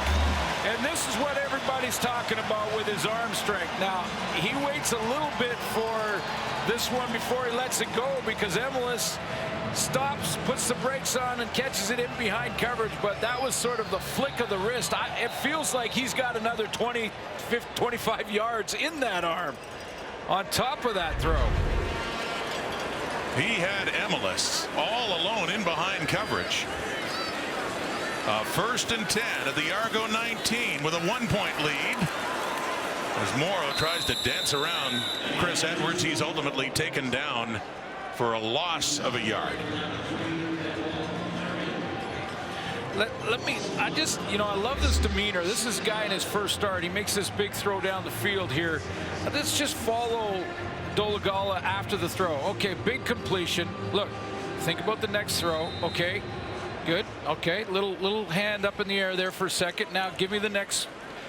He's looking at Jason Moss. What's the next play? Got to get ready to move it. It's great for young man. He's 25 years old. And here he goes again with time into the end zone, but no, it falls incomplete. No receiver around. Kean Schaefer-Baker over the middle there, back at around the 5. And that's what Craig Dickinson sort of said about him, Rod, was that, when he's in practice and he overthrows a receiver, it doesn't bother him. He just kind of regroups, gets it back together, and goes back, looks at the tablet, see what he did mechanically. I know reading about the scouts when he was coming out of Central Connecticut were saying that he had great footwork, could run better than most people give him credit, and then that heavy arm. With Corey Vedvik holding for Brett Lawther. About the 28. And this is to restore the 4-point lead, which Lawther does. So this time the offense, they drive the field on their own, not needing turnovers. And the Riders not needing special teams points. The big play, 50 yards, Dolegala to MLS, leading to a field goal.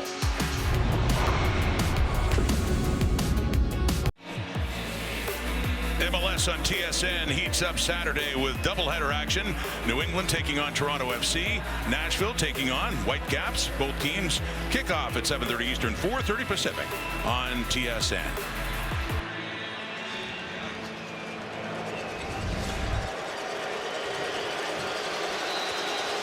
Conversation with Dolegala and Jason Moss on the sideline after they retook the 4-point lead. Flea flicker trying to set it up, but they can't do it.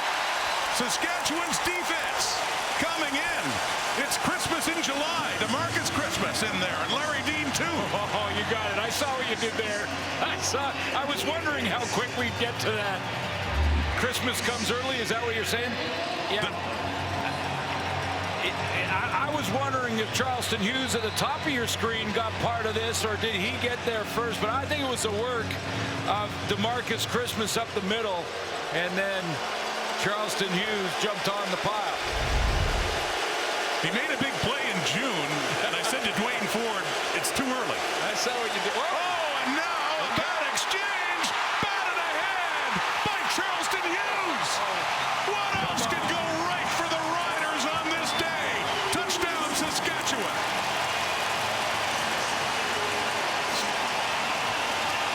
Straight to the pill country for Charleston Hughes to do a little body surfing. How about that? Awareness from Charleston Hughes off the edge. After the fumble and the poor snap here from Bethel Thompson, he bats it forward so Thompson can't get it, catches it on the second hop and walks in. A future Hall of Famer who's been a healthy scratch the last 2 games, and adversity with what the Riders are going through, missing players, forced him back in the lineup, and boy, is he ever taking advantage of it.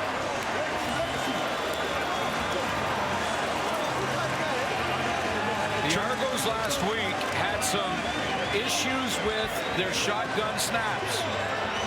They've had in other games too. Yeah, there were 3 or 4 of them that were hot, a couple that were high that Bethel Thompson hung on to. That one just right between his legs, but just the athleticism from a rush in. Tip it, bat it, and catch it on the second hop. We could try that 50 times and not get that done. Go ahead and if you're listening tonight, go, after this game's over, go out in your backyard and try to bat a football to yourself. Some work to do now for Bethel Thompson, and the Riders are finding a different way. 39 is in his late 30s. But yeah, he's still got some game. Making that one happen, getting the touchdown, firing up the crowd. And loving being back in Saskatchewan after a year in Toronto he'd just as soon forget in 2021. Charleston Hughes.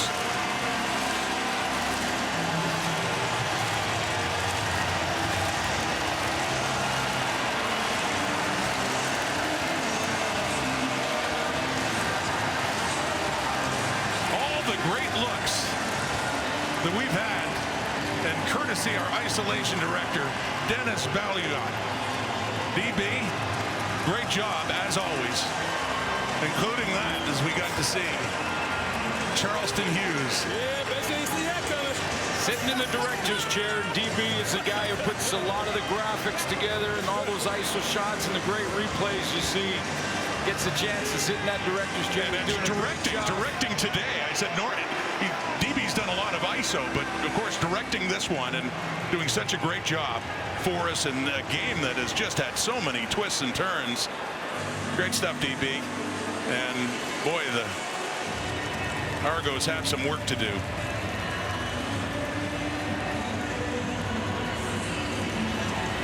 Figure out what exactly they're trying to go over here.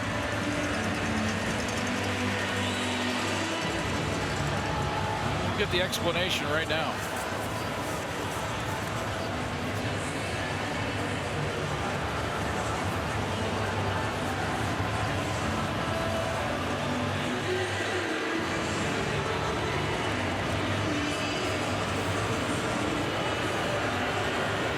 So a big discussion now is that Saskatchewan number 39 committed an offside pass. We're going to go back to the 21-yard line. It's first down, Saskatchewan. So no touchdown for Charleston Hughes because of the way he advanced the ball. So the Riders will. So here's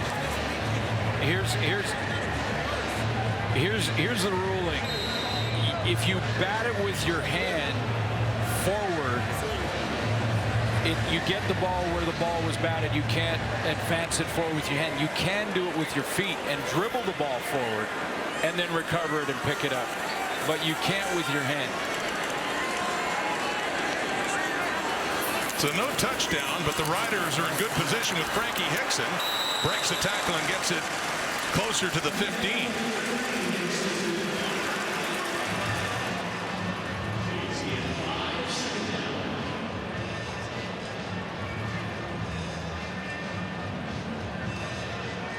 It's like, but when you see guys trying to recover a fumble that goes forward, and they accidentally knock it forward. So they're diving at it and it knocks forward. That's not deliberately directing the ball forward, and that was the difference. 2nd and 5, Riders.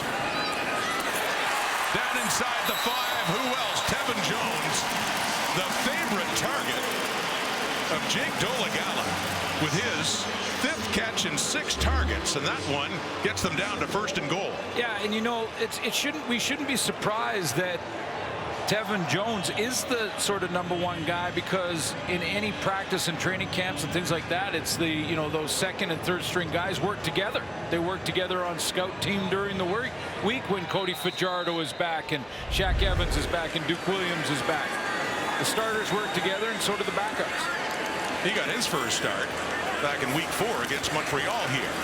Handing off, and Hickson, he breaks through. Hickson nearly gets to the goal line. What tremendous 2nd and 3rd effort by Frankie Hickson when it looked like he was stopped back near the 10. What a great run, and an effort by Jagarrett Davis at the end of it to not allow him to finish the miraculous run. Unbelievable. Look at this contact, and Jagarrett Davis battling to keep him out. And there's one of those great DB angles we're talking about, right down on the line of scrimmage, showing you the physicality of this game. What a great run, and then tackle. And flags come out as they are punching it in the end zone. Procedure. And it comes against Saskatchewan, announced by the referee Tim Croker. Remains 2nd down. So a procedure call.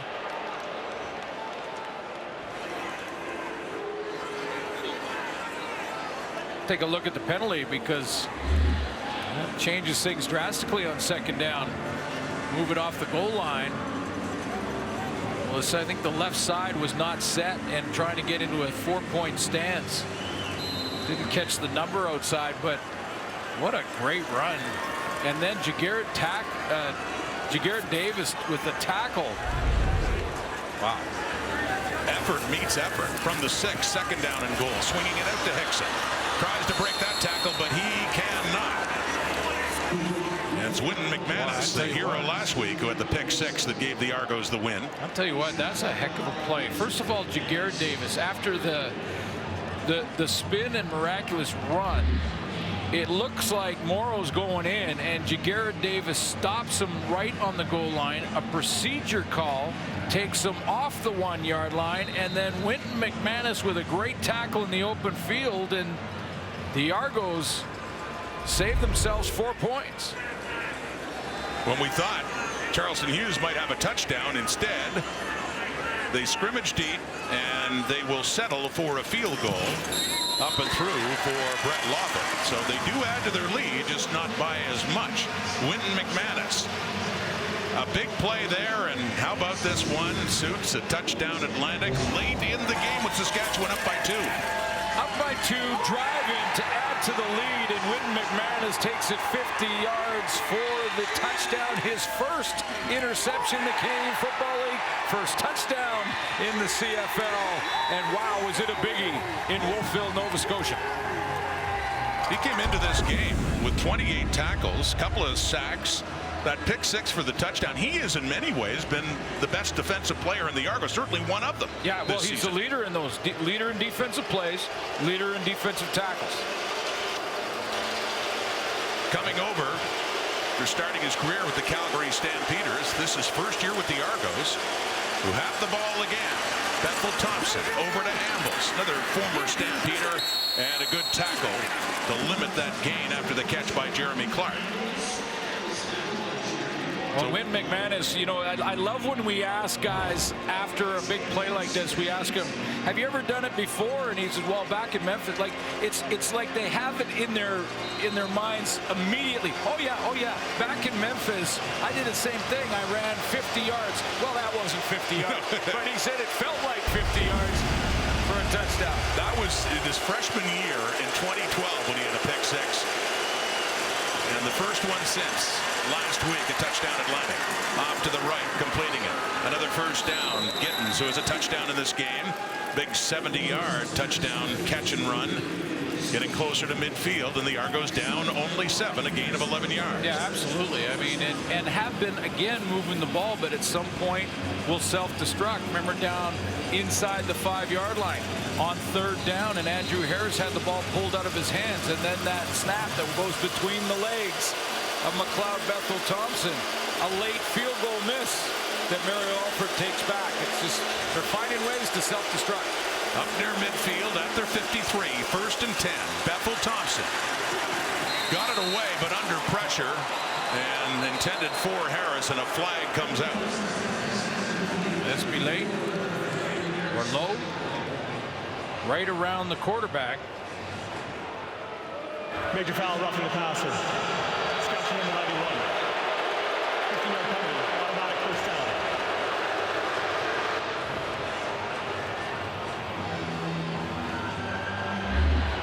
This was a little bit controversial last week in Wolfville. A couple of hits low on the quarterback. Yeah, there's no question that's below the knee.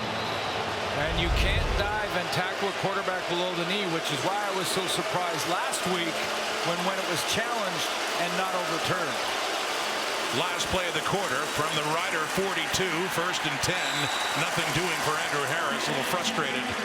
He pounds the turf. And a gain of a yard. Do we play one more play on 2nd and long? This is an important one. So still that 1 second on the clock. Now seeing zeros. Yes, one more play before they switch ends for the 4th quarter. And a close one. Riders. Some great moments in this game and a touchdown lead. checking it down to Harris. He gets a block and a hurdle too. Andrew Harris down inside the 35 and close to another first down to start quarter number 4.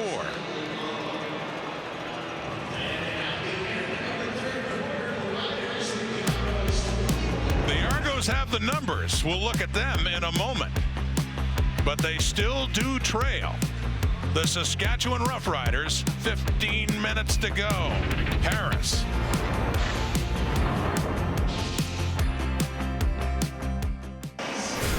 Through 3 quarters, numbers can tell a story. Then again, they can be misleading. The Argos still getting the better in terms of yardage against Saskatchewan, but that turnover category says. Yeah, that's what separates them right now. That's why the Riders have the lead. Is it's 4-1 in turnovers, and a couple of those for the Argos have been self-destruction. They've done it on their own, not really earned turnovers from the Riders' perspective, but.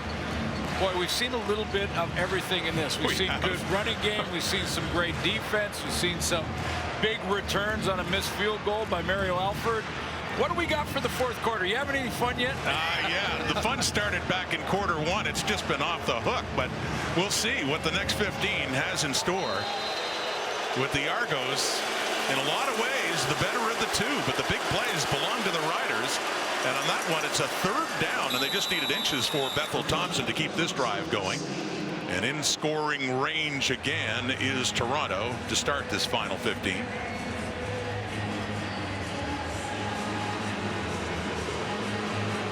They've had to juggle their O-line, the Argos, a couple of times due to guys getting nicked. Trevon Tate has been in and out of it. Gregor McKellar has been, he's the 6th offensive lineman that's been playing for the last 2 quarters.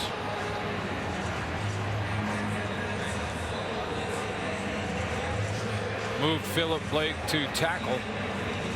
And that spot. It's close enough to measure, yeah, but they're going to take a look. This is not a slam dunk. Right at around the 32. So close. One way or the other. We're talking inches here. Oh,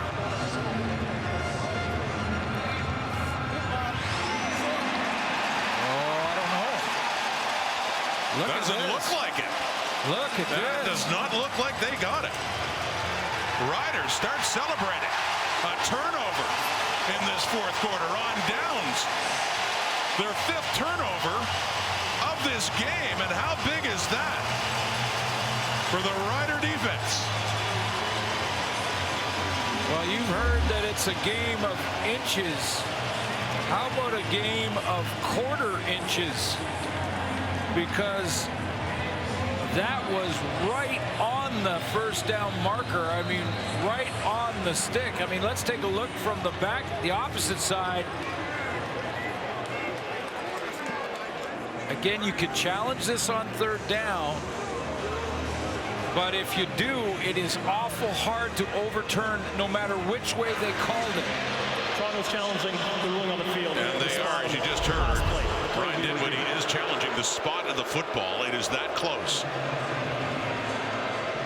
It's just so hard to overturn because it's hard to get perspective on exactly where the ball is advanced to because you can't see it. So you can't see the ball, so now you've got to trust where the official on the field put his foot down. Now, Argo fans are going to say, now, come on, that looked like a big push. He needed to get past that front stripe on the hash mark. Now, do you see the ball anywhere in there? And if you can't see the ball, even if they ruled Argo first down on the field, they couldn't overturn it because you can't see the football to see exactly where it is. Now they can overturn it from those angles. Yeah, it is hard to imagine that they have enough video to go on to overturn this call. Tim Croker, the head official, was right down on the field looking at the measurement.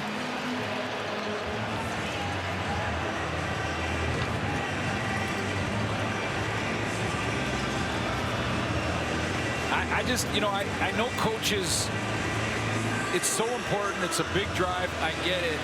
But a one-possession game, to use your challenge there is super risky. It's just so hard. I've never seen one overturned. The ruling on the field stands. His challenge has lost the timeout. And before I check my Twitter feed, that's not because you're cheering for one team or the other. It is simply that play on a third down or the goal line. Unless you can see the ball, you can't challenge it because you can't win. You can't win the challenge. And I don't think I've seen one overturned. That was just a difference of inches. It's Saskatchewan football. Another turnover by the Argos. So Dolegala going to work, and he is taken down. Jagarrett Davis immediately moves in and picks up the sack for Toronto. For Davis, just his second quarterback sack of 2022. Yeah, Jagarrett Davis had to kind of reach up for this one. He had to 6'7". Jake Dolegala is tall. He had to kind of reach up to get him. Make sure he doesn't hit him low in the second sack of the year for former All-Star DN. Good second half for Davis. Remember, he had that big stop on Hickson right at the goal line, and Riders had to settle for 3. They try to set up the draw. Got in on that too. And there he is, Davis again. Who knows nothing but Grey Cups? Every year in the league, he goes to the Grey Cup. Comes in with Calgary in 2016 and 17 and 18. So 3 years, goes to the Cup, wins it in 18, then goes to Hamilton. And back-to-back appearances with the Tiger Cats. So Dolegala 2 and out on that one. And a 3rd and 20 because of that sack by Davis on the first down play. Vedvik inside the 10. So the Argos to get the ball back, down by a score, and still plenty of time here in the fourth quarter.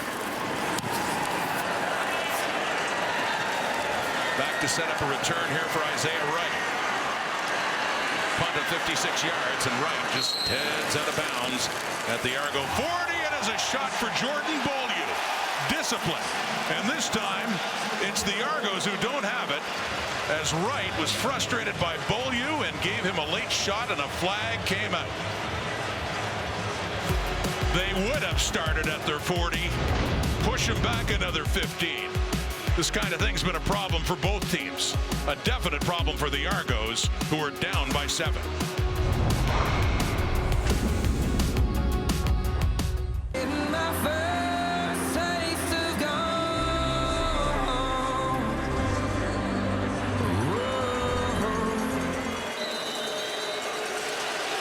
Isaiah Wright, flag for 15. Argos start at their 25 now. Down 7, fourth quarter. Oh, and nearly intercepted after it goes off the hands of Markeith Ambles. That could have been another disaster for Toronto. This is the 3rd time that Derek Moncrief has undercut a Markeith Ambles to the flat route. And he got beat on one where Ambles made the catch, turned the corner, and he cut underneath. He knocked down the other, and that one was almost a pick because it was thrown a little bit behind him. Crowd picks up on the 2nd and 10. Bethel Thompson completes it over the middle, right back to Ambles.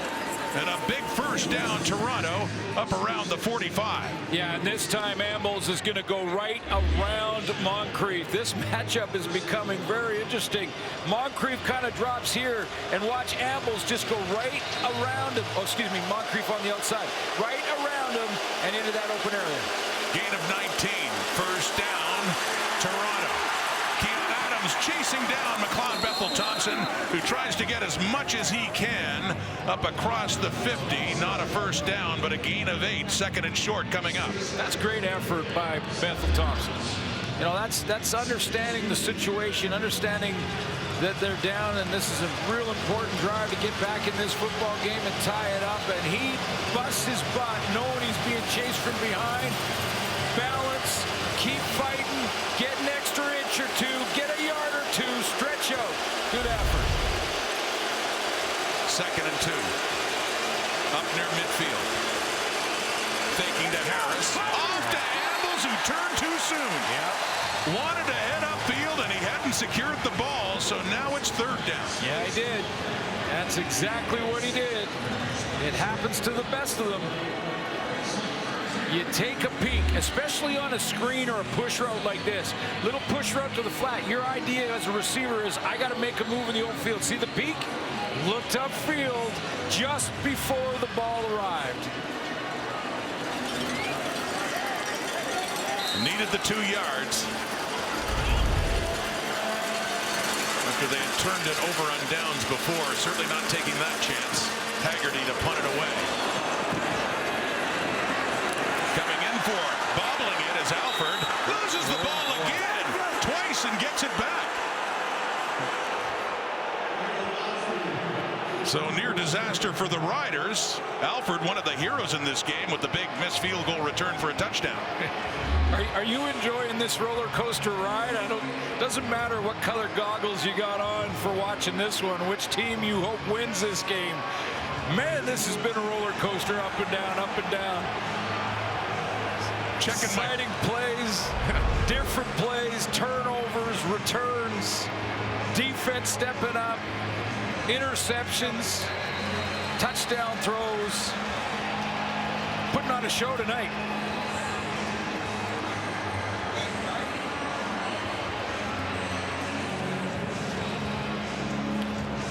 See what the challenge is here from Saskatchewan's Craig Dickinson. Going to challenge no yards, I believe. Saskatchewan is challenging last play. They believe there's no yards. The play will be reviewed. And remember, too, that even though he didn't catch the ball, all no yards is 15, and that's 15 big yards at this point in the game.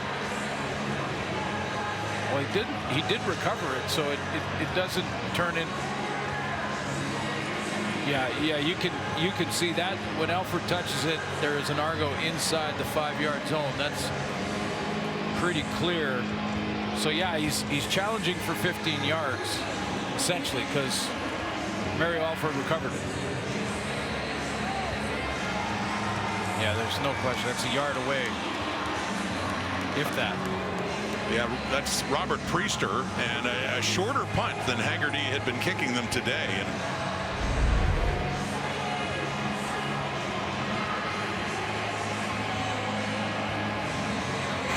after review, the ruling on the field is overturned. We have no yards. Shot on number 23. It's the 15-yard penalty. It's first down, Saskatchewan. And at this stage, in these circumstances, those 15 will certainly help the Riders, as they will start in a much better place and a good challenge for Craig Dickinson. Ball moves up to the 34. And you don't lose your timeout, obviously, when you win, and he knew he was going to win because he had the tablet show him that was clearly inside the 5-yard halo.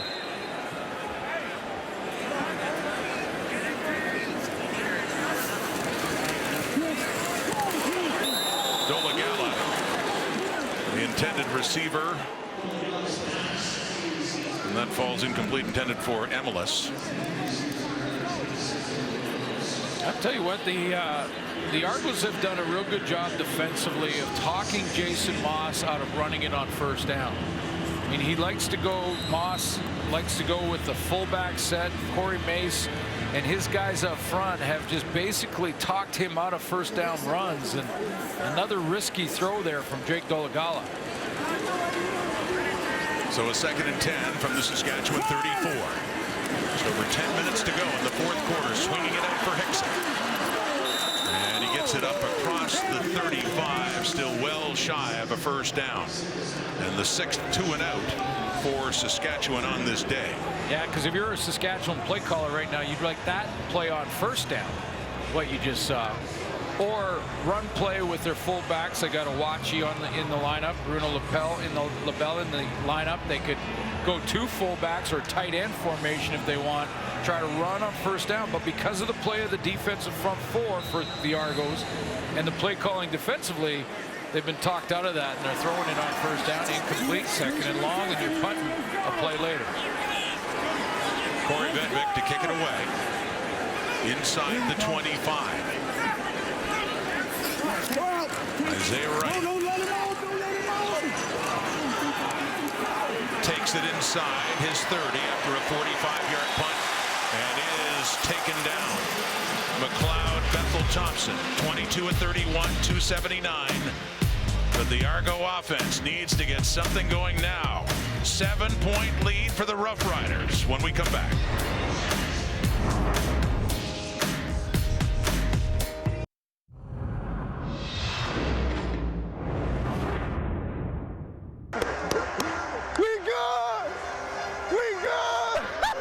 What you gonna do? Let's go. Get out of here, guys. What you gonna do? Let's go, guys. Let me hear something. What a beautiful show on a beautiful night. Mama and they kids all tune in. It's gonna be a good one. Yes, the sights, but also those sounds. Wired. Next week, Wednesday, 7:30 Eastern.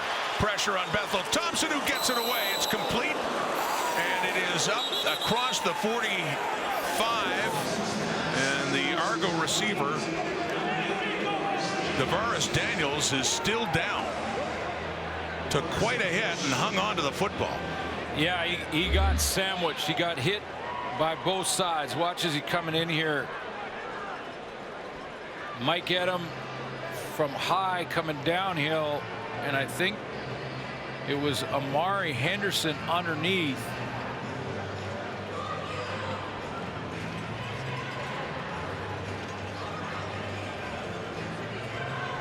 Adam led with his shoulder.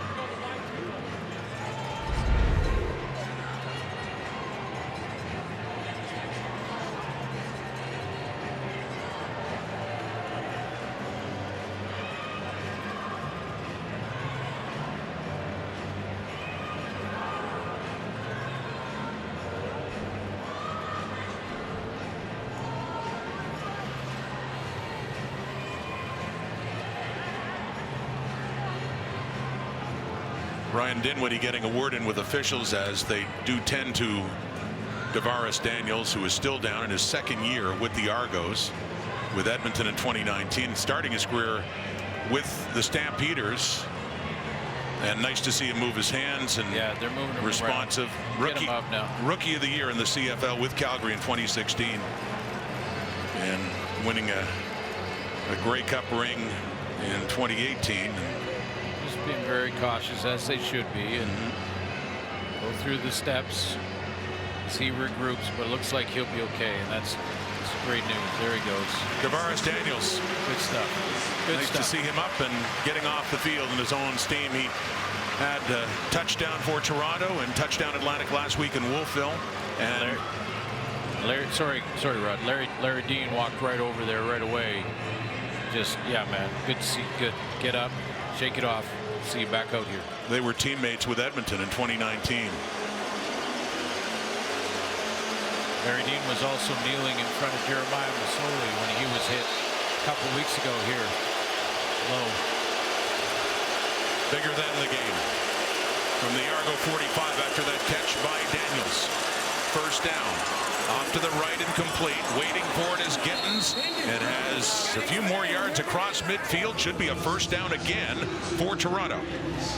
Well, Charleston Hughes wants to get and climb up that sack list, but he won't be able to if they're going to drop him into pass coverage. He takes Andrew Harris out of the backfield, sees the ball thrown outside to Gittins, and then goes out and makes a tackle.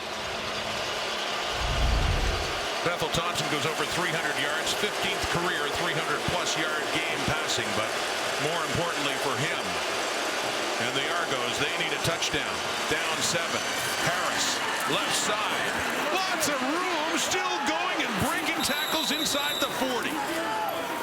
Another great demonstration of running by a guy who's gone over 10,000 yards in his career earlier today.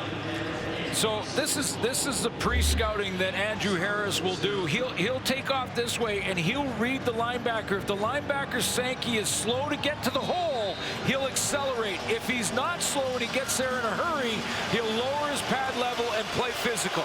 But he scouts linebackers to understand if they're slow getting to the fill spot, he's going to accelerate outside. Over 100 yards rushing today, faking to him, off to Ambles, getting it down near the 30. And the Argos down 7 on the move here in the fourth quarter. Gain of nearly 5 yards for Toronto. Tavares Daniels injured earlier in this drive, but smiling, nice to see, and is heading off to the dressing room. And this is smart just to make sure that it's all good, and he probably reassessment in there, but he looks like he'll be fine, and that's great. 2nd and 6. Saskatchewan 31. 21-14 Riders trying to hang on. Bethel Thompson to his left, and he completes it. First down, Gittins and Moore.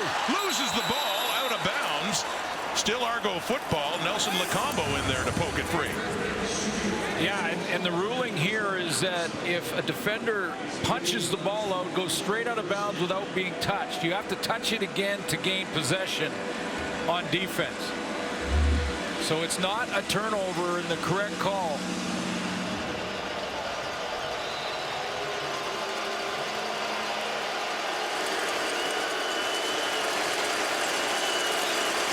Punch, straight out of bounds. Argos in tempo. Right out to Ambles. Gets a block, gets some yardage, gets inside the 20 and the 15. Close to another first down for Toronto. Working this sideline to sideline type of offense to get Ambles outside. See the matchup with Moncrief a bunch in this game. Good second effort here to beat that tackle and pick up what, 3-4 more yards. Great balance. That's why you do the drill around the cones. Put your hand down, keep your balance. Checking out Mike Edom now. The Saskatchewan safety now the player needing attention, and after a 9-yard gain by Ambles, setting up a 2nd and 1, and they're deep. Saskatchewan 13. And Henderson too.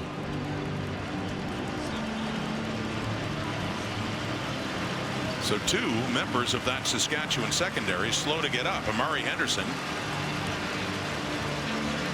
Looks like Mike Edom was trying to catch his breath, like he had the wind knocked out of him. He's still trying to catch his breath. Remember that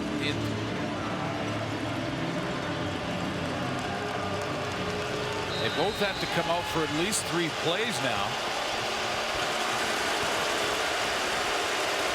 So Malcolm Lee comes in, the UBC product, and they put Moncrief at safety.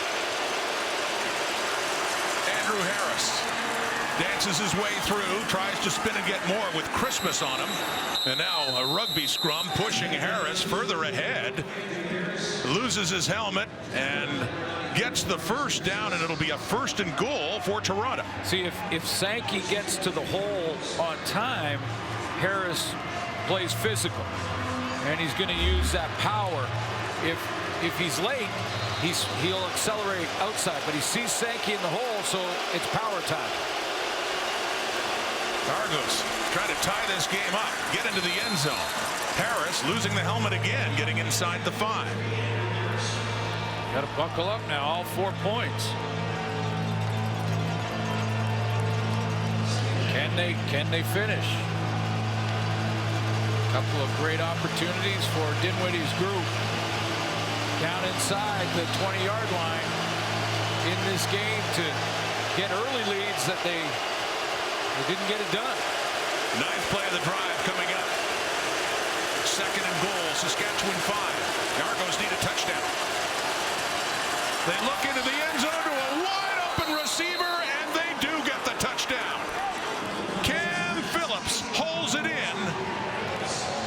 His first catch of this game after a big game last week in Touchdown Atlantic, and now they're within 1 point of tying it up. Well, McLeod Bethel Thompson takes a peek. Now keep in mind that Amari Henderson and Mike Edom have had to leave for 3 plays. This was the 2nd of those. Now it's Nelson Lacombo that was in coverage and Phillips got in behind, but taking advantage of the changes in the secondary and going up over the top to Cam Phillips. 9 plays, 79 yards. Boris Beatty needs that point after to make it 21-21.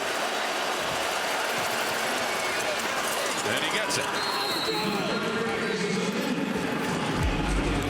The Riders had led since the big missed field goal return at the end of the first half. They lead no more. It is tied. What a finish, and what a game it's been at Mosaic. We'll be back.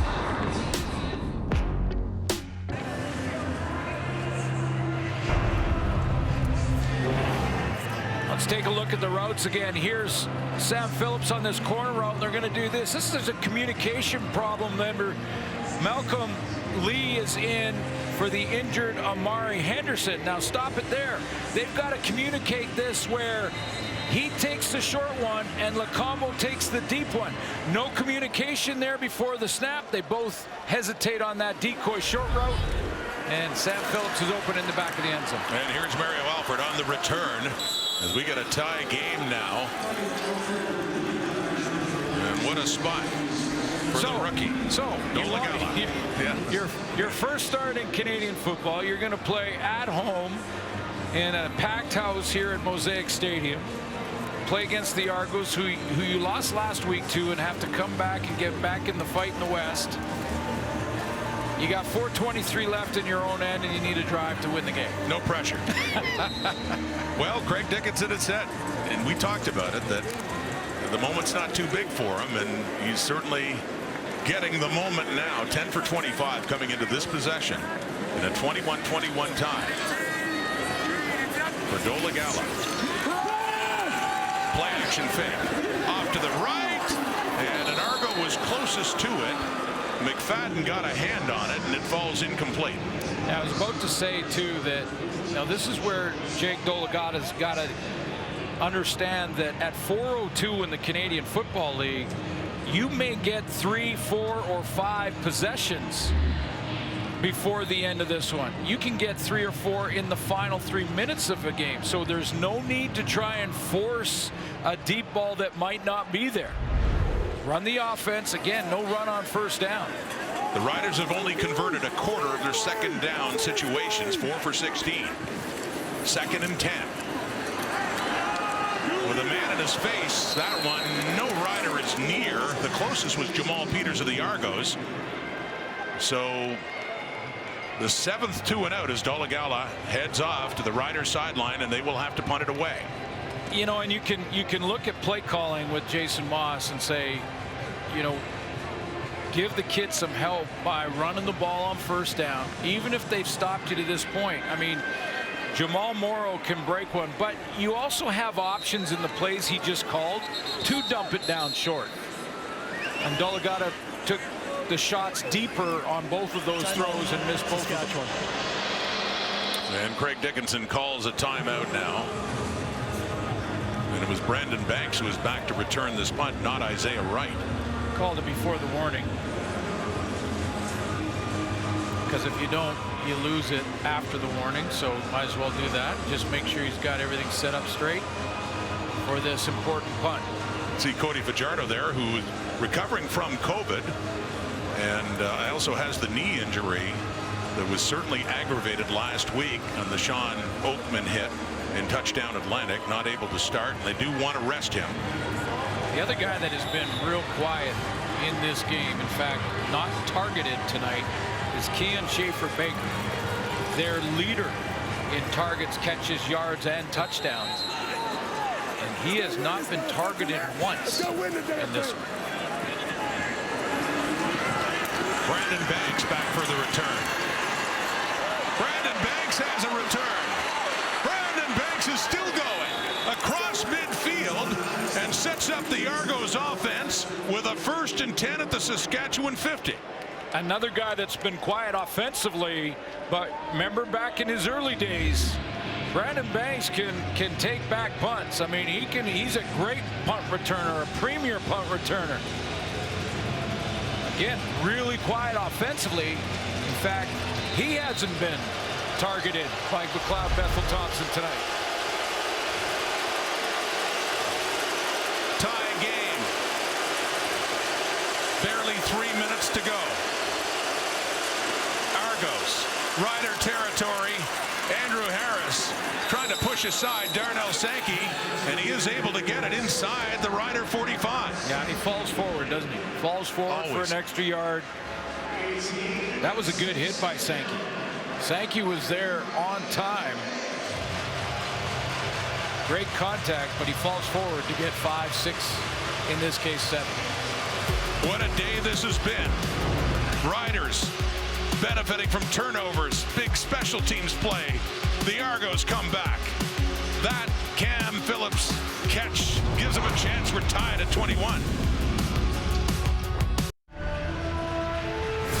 A little late finishing off week 7 because of the postponement of this game to today. Week 8 begins with the Thursday nighter 7-11 showdown between the Owls and the Tiger Cats. Then you got the Roughriders back here to host the BC Lions. Then you got the Blue Bombers unbeaten at 7-0 in a rematch against Calgary, and they had a great one a couple of weeks ago. Divisional games, 4-pointers there. Yeah, and the other one, Ottawa and Toronto too. So week 8. But week 7 still has a few minutes left, and Bethel Thompson completes that. To Brandon Banks. Talked about him having or DeJean Brissett, excuse me. Banks had the good punt return, but Brissett having a quieter game as well. Quick timing out. You don't see a DB in the picture. McLeod Bethel Thompson reads that. They're playing soft. They're playing cushion coverage, so only needed 3. Inside the 40.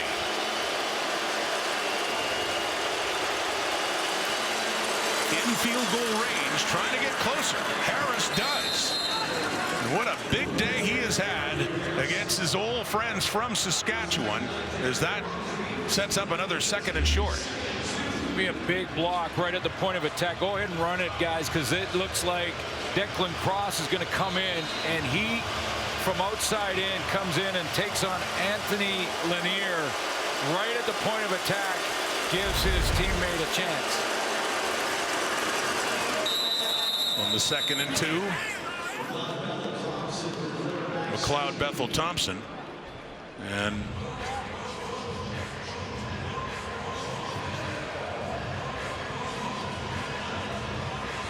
very close to a first down. Of course, they've been close before in these situations. Putting up some big numbers on offense, though. McLeod Bethel Thompson over 300. Andrew Harris 125 and counting.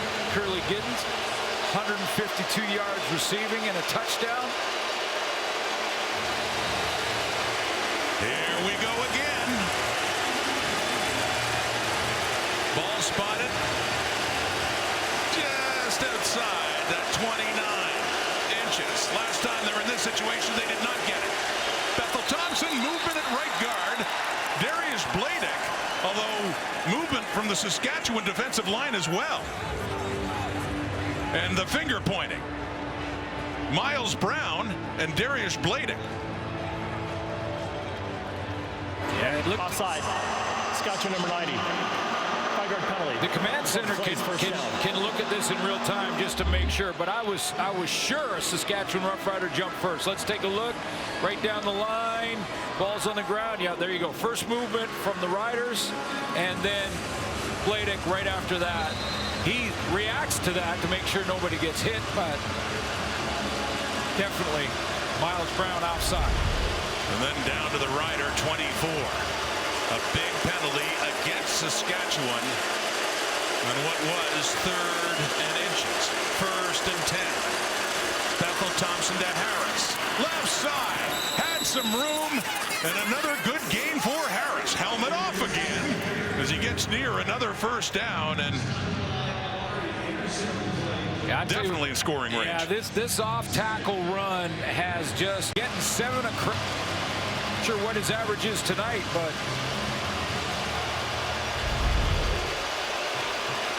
he has 24 carries for 132 yards. Last week, he had 15 carries for 39. What a difference for Harris in this game in the rematch. Has it again. Christmas hanging on as he gets inside the 10. DeMarcus Christmas had to go for a bit of a ride there as Harris gets it first and goal Argos. Yeah, and Ryan Didwinny now can call plays and look at the clock and keep that in mind. He can grind it down here. He has to do is kick a field goal to win it. This is chip shot type of field position, and they can keep with the safe play calls to big number 33 and just go off tackle for 7 a crack. The Argos looking for their first lead of this half. Back in the hands of Harris. More to the middle of the field as the helmet comes off again. That's 4 or 5 times now. Seems Seems like just about every carry he's losing his lid. And now he needs a break and to get maybe that equipment fixed up.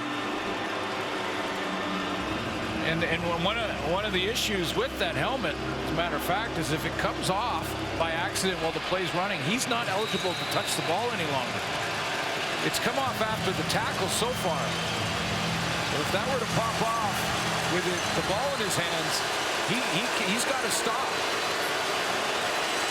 Their last possession was a 9-play drive. This is the 9th play of this drive, trying to take the lead.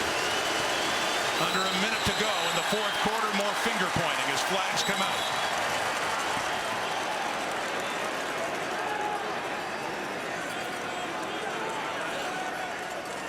First movement here may have been Toronto this time. Procedure. Scott, Toronto number 65. It's a 5-yard penalty. It remains 2nd down. So that time on Darius Bladick, who started his career here in Saskatchewan.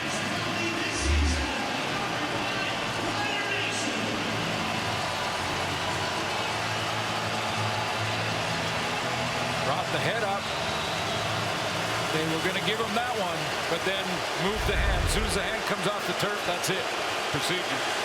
51 seconds on the clock. 2nd and goal from the Saskatchewan 11. Bethel Thompson. Blitz is coming. Can't get it away in time, and he's pushed back outside the 20. Still very makeable in the field goal department, of course, for Boris Beatty, but that's what it's going to come down to. Yeah, exactly, and that's what McLeod Bethel Thompson knew. I mean, he's back there in the pocket. He saw full blitz. Not going to throw this ball unless he has a wide open guy. It wasn't there, so he knows he's in.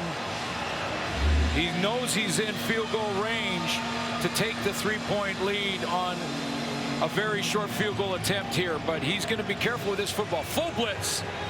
Riders sent in the house, no surprise there. But a smart decision not to throw it into coverage.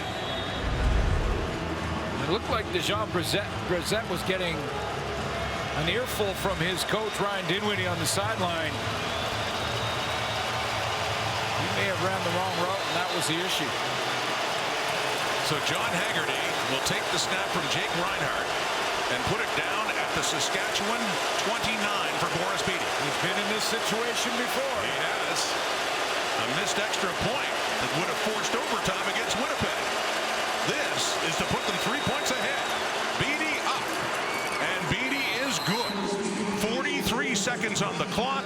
And for the first time this half, the Argos have the lead again. And what a smile from Boris Beatty, because I guarantee you that was weighing on his mind. Now, in this scenario, they're tied. So if he misses, they're still tied and possibly going to overtime.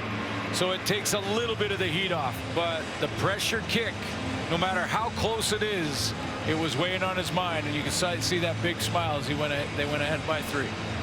And being inside the final 3 minutes, they have to kick it off. Saskatchewan would not scrimmage from the 40 as they could up until that point.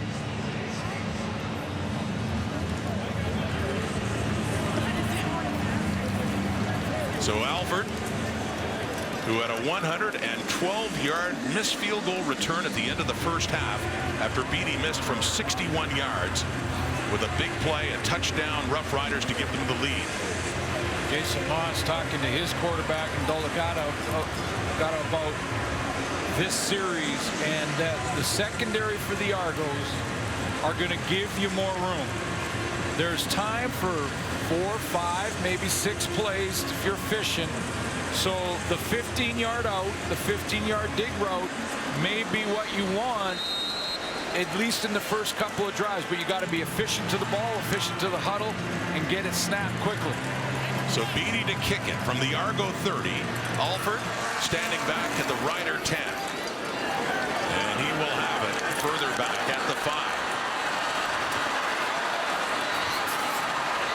Running around, trying to get free. Does for a moment, loses the ball.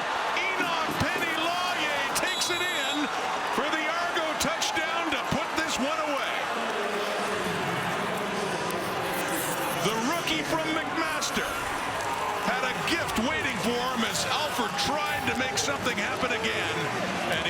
the football. Yeah, and again, you know, when you have a great returner, you have a great linebacker. I talked about it with Derek Moncrief.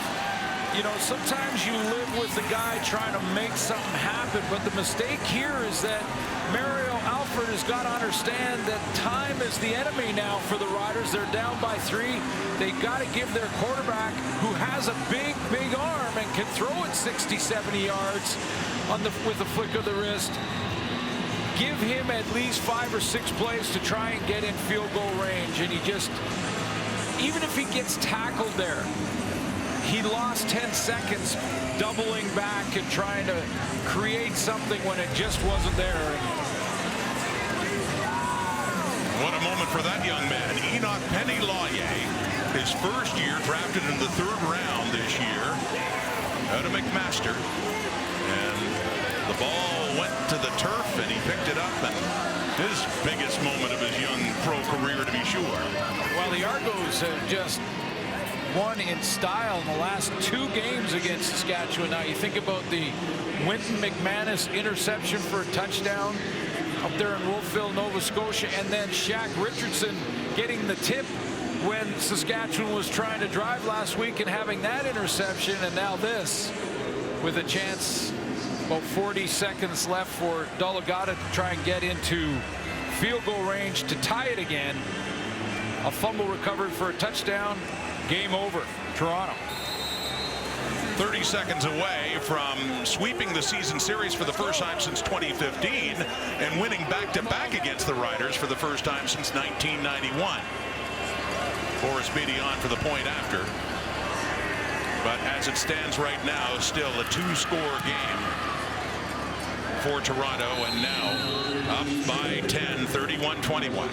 Delegata doesn't get a chance because of this, and that was Chris Edwards there, Brissett, and Robbie Smith, who's the guy who finally drives it out of there. Again, Mario Alford had eaten up about 10 seconds, which was a mistake before the fumble. But remember, Mario Alford also had 115-yard, 14-yard missed field goal. That looked like a game breaker. I mean, it was at the time that gave them the lead. Yeah, when it looked like they didn't have the business to be leading that game at that point in time. But they were opportunists, and their defense forced some turnovers, and they had the big special teams play. But yeah, just seconds to go now, and what a day for Andrew Harris. You know, he didn't reach 10,000 and get the touchdown. That would have been poetry. It was a great stop by the Riders that forced the fumble in that, but ultimately Harris won't forget this, going over 10,000, only the 6th in CFL history to do it in rushing. And no, he blew by 10,000.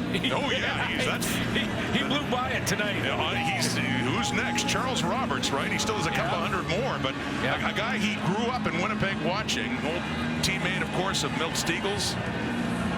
Again, I just love seeing a Canadian on that top 6 list too. Outstanding. He's at 10,068, Andrew Harris says. So they lost the turnover battle against Saskatchewan, but they're heading to victory here with 24 seconds to go. -3 in turnovers. But we talked about the adversity. These last 2 weeks have been pretty tough for Saskatchewan. Some of it, of course, self-inflicted, a lot of it, but then you had COVID. And combined with the injuries and the suspensions, I mean, it's been tough for Craig Dickinson. They delayed the game by a day, and for a while, they looked like